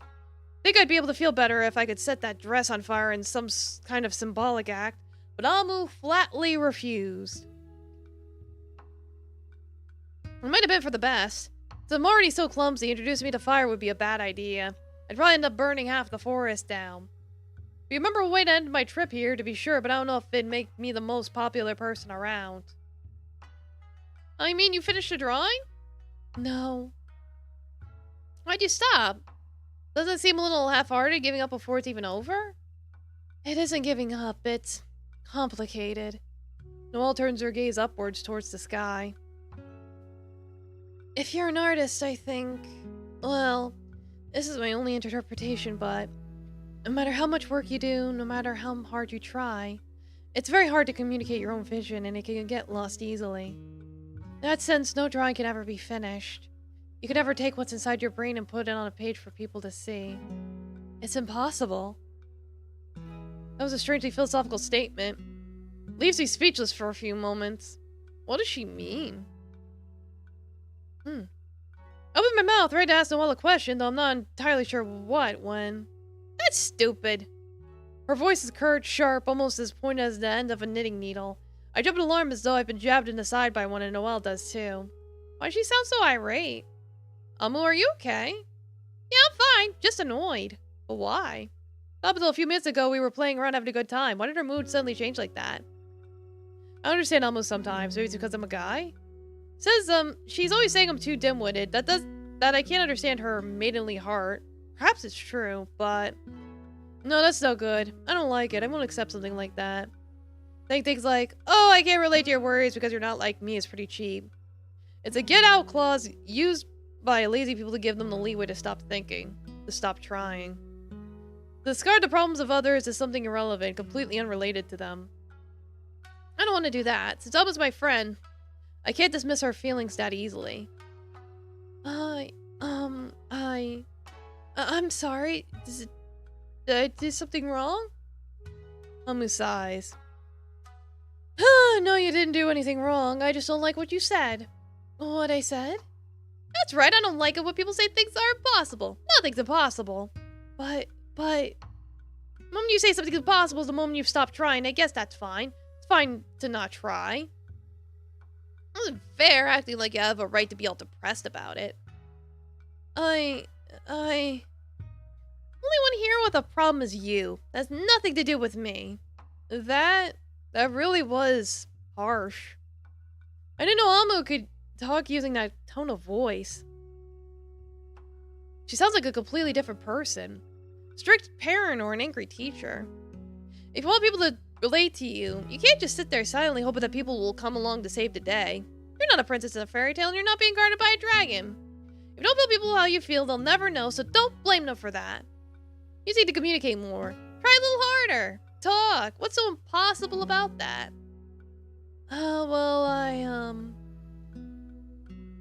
Noel quails under the intensity of Almo's words. Her face slowly drains of color. Her fingers grip the sides of her sketchbook tightly, perhaps searching for some kind of solid reassurance. I still need to keep draining my sadness as help.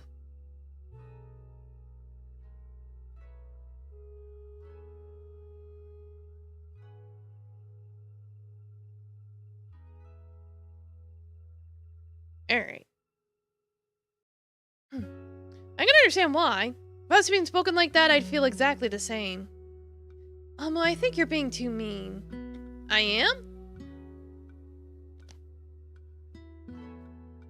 Yeah, I don't think Noelle likes it.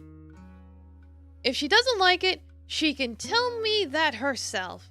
Not your duty to speak for her. Now almost turning on me too? I think you're doing her some good, but you aren't. If you speak on the behalf of others, it'll just make it harder for them to find their own voices. People face challenges, they need to be able to overcome them on their own. I know you mean well, but I think you're the one who isn't helping. Maybe that is true, but I don't know what Noelle wants. That's because she never tells me, so maybe I don't have any right to speak for her. Am I being insensitive? But Amu doesn't know what Noelle wants either. Amu knows Noelle even less than I do. Isn't she just applying her own system of beliefs onto somebody else? Isn't that narrow-minded? Why is she acting so righteous? I feel like I should say something, but it's okay. I understand what Amu means. You do? Yeah. These words are my own. I need to work through them by myself. I probably shouldn't involve other people. Why does she sound so defeated? Hey, Noelle, never mind, you know? If you want to talk about something, you can talk about it. I know, but I can't really find the words to express these things. I'm fine, really. Amu has a point. Noelle smiles, though her expression's weak. Like orange squash mixed with too much water. Her fingers gripping the sides of her sketchbook are trembling. I need to try harder. Are you sure it's okay for us to be in here? Yes, of course. Why wouldn't it be? Well, it is Golden Week. The school's meant to be closed, isn't it? Yes, it's meant to be, but it's hardly my fault somebody left a window, is it? Guess not, but... So I really haven't done anything wrong. I'm just taking advantage of somebody else's mistake. I suppose that's true, but as good citizens, it's our duty not to take advantage of those mistakes. Hey, you could hardly talk, Ah-chan. You're just as complicit in this crime as I am. Darn it, she's right. Since I'm an accessory to the crime, it's impossible for me to counter her. Amu and I are standing around in our classroom, Noelle having already wandered off somewhere earlier. This is the only classroom in the whole school, actually. The only one that actually gets used, I mean. There's a few other classrooms, a reminder of when the school was first built and this village was bigger. Now, however, there are so few students they can all be taught in one room together. The other classrooms are always locked. Never been inside them. As such, they've inspired a lot of ghost stories. I don't even know why Amu decided to come here. Maybe she doesn't either. I think he was just acting on the spur of the moment. All I know is one moment we were all sitting together by the river and the next Amu was up on her feet trying to chivvy us along. Come on, I just had a really great idea. Is it as good as your mastermind plan to combine green tea with Pocari sweat? Sadly, isn't quite as good as that. That really was a stroke of genius, if I do say so myself. You'll have to say it for yourself. Nobody else will.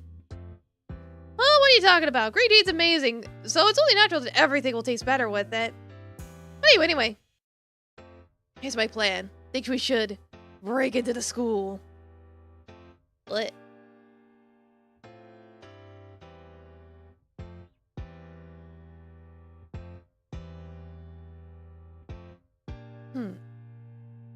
Oh, but why? I thought the point of being on holiday was not going to school.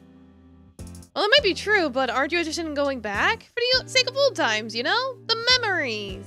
Maybe a little. Yes, it'll be just like old times. You, me, and Noelle together in class, like we're all students together. It might be a little fun. School's here is so different from the one in the city. Yeah, so we should go. You want to go, Noelle? I don't really mind. That's decided. Let's do it right now. Okay, but I just thought, won't it be locked? You underestimate me, Achan. We'll find a way around that somehow. So we did. Amal, being the devious person that she is, somehow knew that a window that hadn't been locked. By carefully entering in through that window, we were able to get inside. That's about the gist of it, really. I just hope we don't get caught. If we do, we could get in trouble. Don't worry about that, Achan. Nobody's gonna come here, not during a holiday. Besides, even if they do, I doubt they'll care much. It's not like we're breaking the law or anything. This is literally breaking and entering. It started on a Tumblr. It's your Christmas season tradition. Ooh, nice. You know, I'm not too sure about that. Nonsense, we're students. They should be glad we're coming into school more than we have to. Really? Yes, it shows we have a good work ethic. I don't know if that's true, but look around my settings, taking the familiar sights once more. I move through the classroom, a little dusty from disuse over the holiday, and sit down at my old desk. Been so long since I was last here, but the time flew by. I didn't want to move to the city at all. I was sure I would hate it. First few weeks were pretty hard, trying to acclimatize to my new environment. I got lost so many times it was hard for me to make new friends. However, after some initial bumps, I was eventually able to settle in. After a month, I'd already fallen into the comfortable monotony of routine. No longer was riding the train to school intimidating, but in my classroom commuting my new classmates strangers. I just got used to it, and I accepted my new position. I started to take it for granted. After that, the time began to move more and more quickly. Before I knew it, 2 years had gone by, just like that, and I started to forget. What my old life used to be like. Without even intending to, my memories of this building and its comforting sawdusty smell faded away.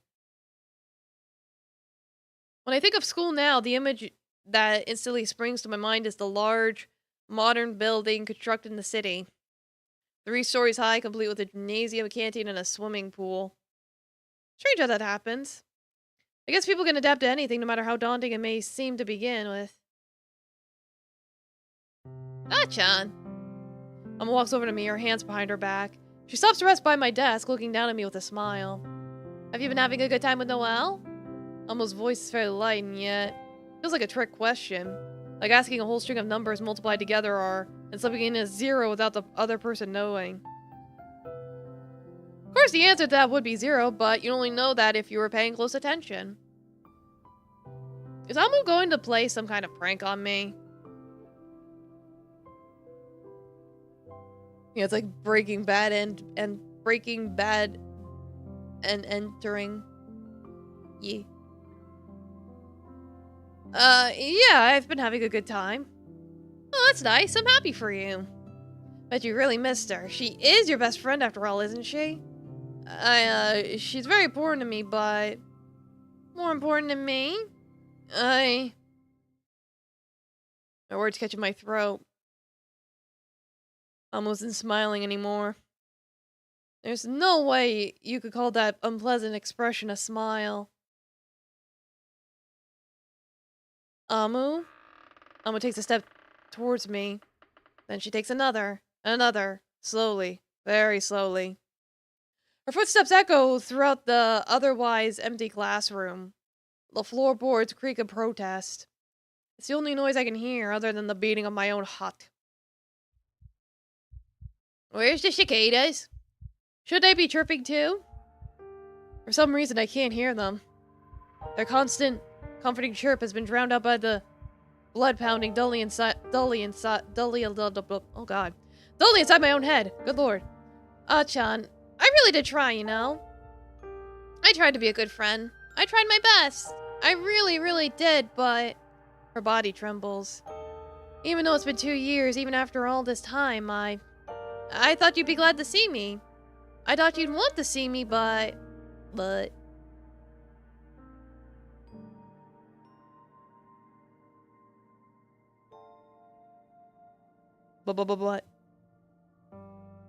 This whole time, you've only ever been talking about Noelle. I know I wanted to spend time together with you, just the two of us. You still invited her along anyway. You invited her? And you never even asked if it was okay.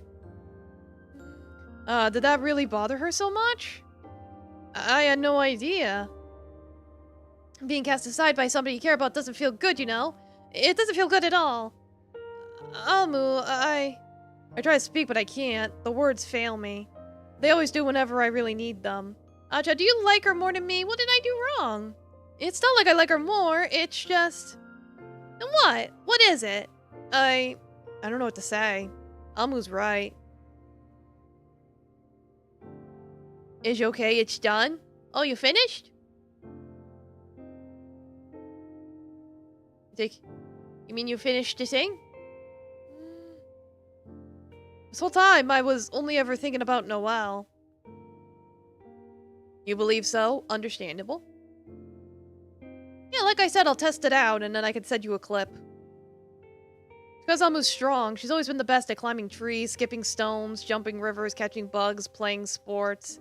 For the duration of our friendship, I've always been 2, 3, 4 steps behind her, trailing behind in the dust. When I fell over and scuffed my knee, Amu gave me a piggy back home. I got scared of some wild dogs when we went for a walk. Amu chased them away with a stick. When I couldn't climb up a tree, Amu offered me her hand. Didn't it, Yums? Cool, thank you. And during the summer festival, when we were only kids, Amu scooped up all those goldfish for me when I couldn't catch a single one.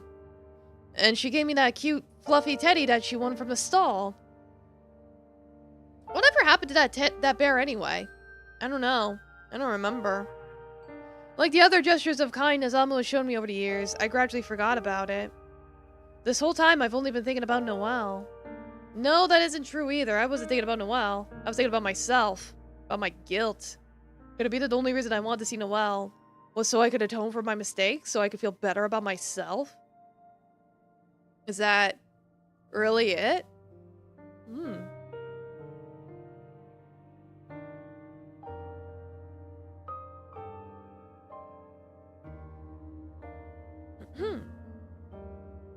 Why am I so selfish? And how have I not realized it until now? Because you're stupid.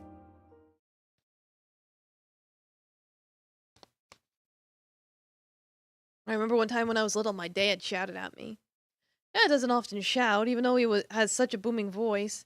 I don't think he does it on purpose. Just a loud person, and maybe he's going a little deaf in his old age. That's what my mother tells me whenever I get annoyed at him.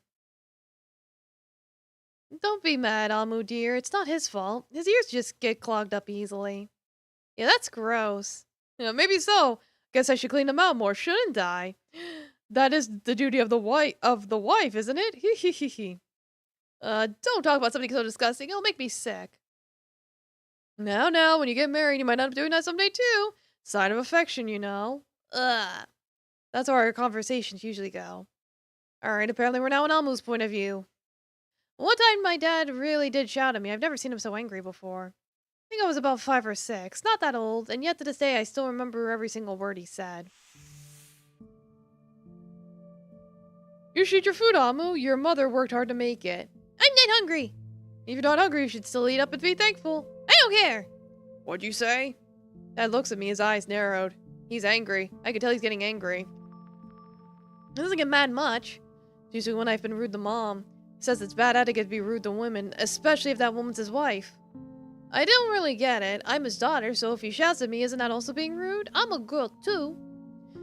Doesn't matter. Right now, I don't care. I don't care what he says. He's just stupid. He doesn't understand how I feel. I said I don't care. Is that any way to treat your mother after she made this dessert just for you? I didn't bring up my only daughter to be so rude. And he tries to intervene, resting a hand on my dad's shoulders. Dear, it's alright if Almo's sick then. No, it isn't alright. I love Abu, but she's being rude. If she's being rude, then it's my job to scold her. It isn't fitting behavior for a young lady.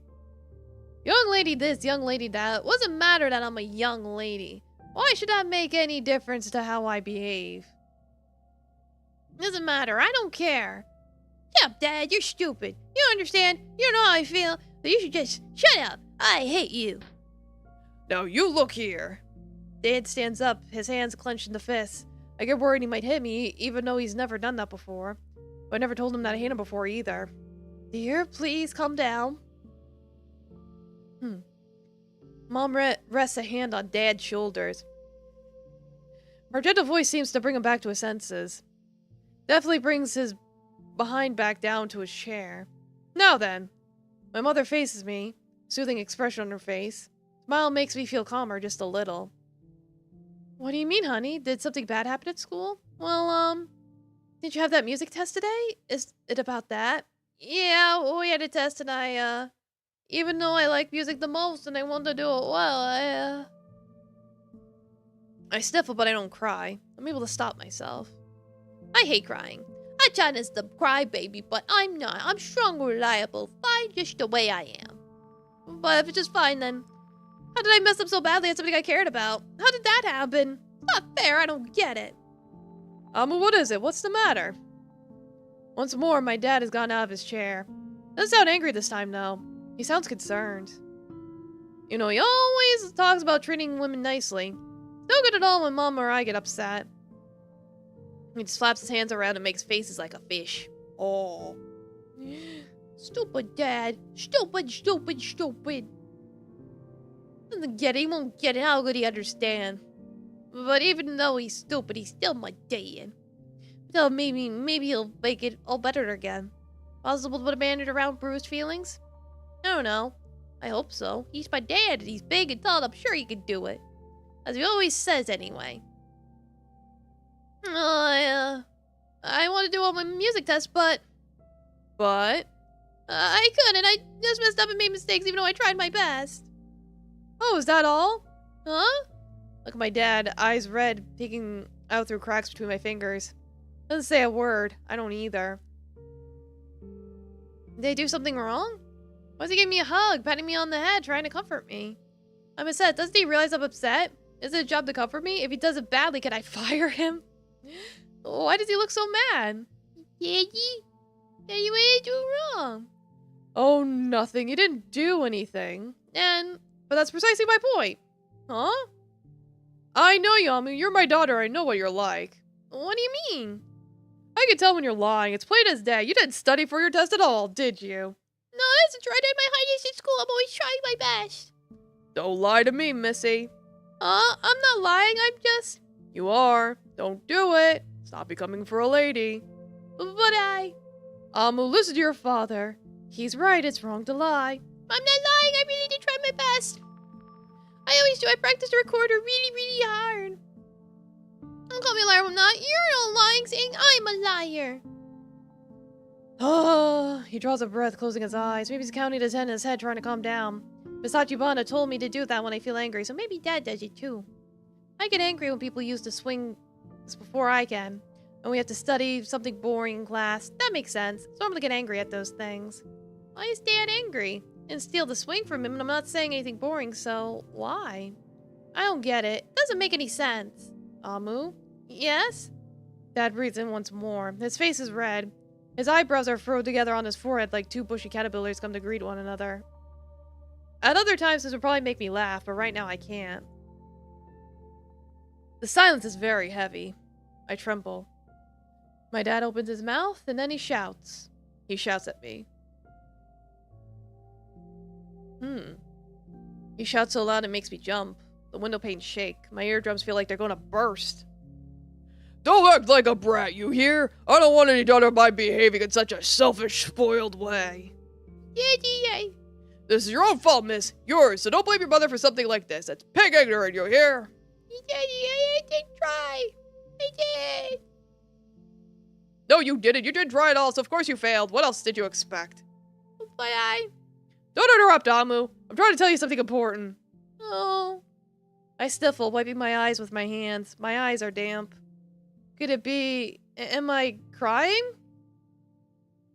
No, wait, that's impossible. I don't cry. Yogasaki Amu never cries. I must have something in my eye. Amu pauses, sighs. I'm sorry I shouted you, honey, but some things need to be made clear so you can understand.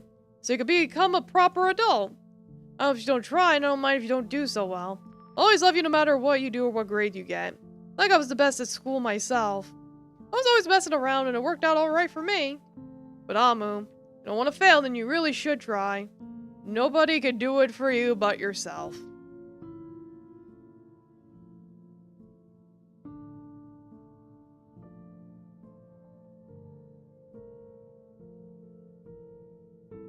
She trying like I'm trying to blow out these boogers. Daddy. And blaming other people for your own failures is wrong too. Get up with your mistakes and you'll never be able to improve.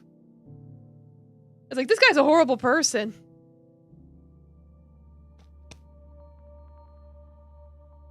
Do well, then try. If you don't care, don't bother. But I know you. I know you're stubborn, so...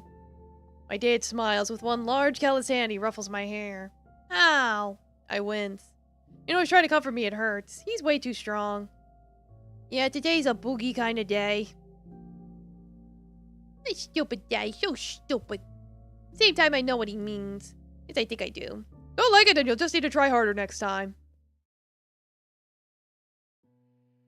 Dad taught me an important lesson that day. I failed that test because I didn't try, and yet even though it was all my fault, I still got upset and angry, but I had no right to. If I wanted to do well on the test, I should have tried harder. Everything in this world comes down to hard work. Want a good result, you can't give up. You need to do your best, and you need to do it on your own. It's something I've always tried to do, even when it got difficult, even when it hurt. I tried to support you, you know? I tried so hard because you were my best friend. My most important friend. Because more than anybody else, I loved you. I really did love you. And yet even though I knew you didn't like me, I tried my best. I tried so hard not to be sad, not to be petty, not to be jealous. I tried to be cheerful, not upbeat, cool and breezy, a fun person to hang out with, a nice person. I told you to say goodbye to Noelle, I told you to write her letters, I told you to take care of her, but that doesn't mean I like her. Did you really think this whole time was actually okay with you two being so close? What are you, stupid? Really are dense. You don't understand how I feel at all, do you? I have to like somebody this stupid, especially when it hurts so much. Maybe I'm the real idiot here. I blink. My eyelids flutter open. The familiar school classroom, bathed in evening light, rushes up to greet me. Or meet me. Meet me. I can't read. It's all too quick, too sudden. It catches me off guard, making me stagger. I feel nauseous. Amu. Don't talk to me. Amu, stay away. Leave me alone. Shove my hands against your shoulders, pushing you away as hard as I can. You totter in surprise, eyes open wide. It takes you a few moments to regain your composure. Even then, you don't stop. You can't stop.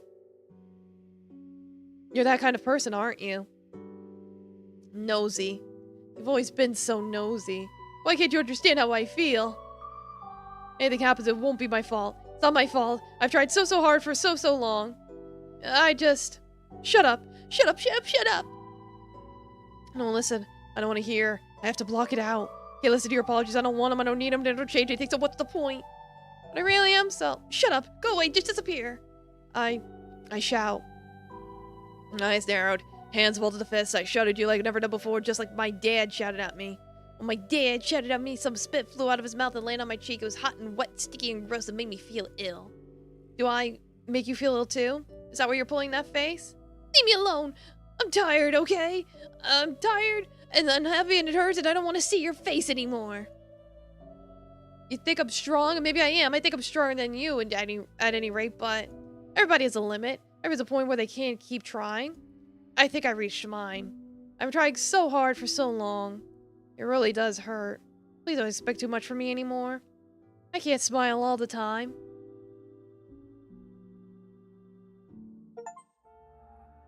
That's it?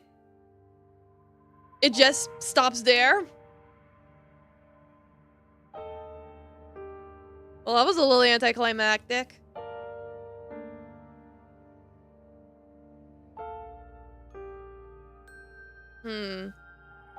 Yeah, that was only ending 5. I'm like, I'll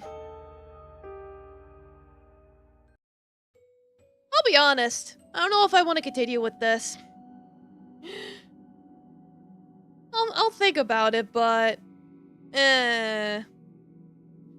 Like... I really don't even like any of the characters. The only character I like is the fucking yandere. You could use it as a backup game. I guess I could. Well, either way, that's it for today. So, thank you all so much for coming.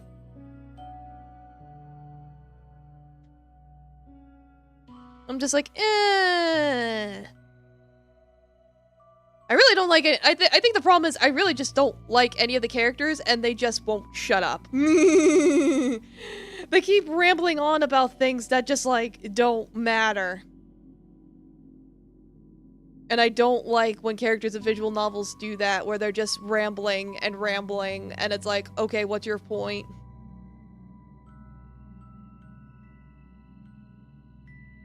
You know what I mean? Yeah, I know. Teenagers. Oh well. I at least gave it another shot, and if this seems like something you guys are interested in, there's still the link in the VOD if you want to check it out. So, you know, like I said, I'll think about it. Alright, good night everyone. Rest well. Eat your vegetables. And, learn to communicate with your friends, please. Good night.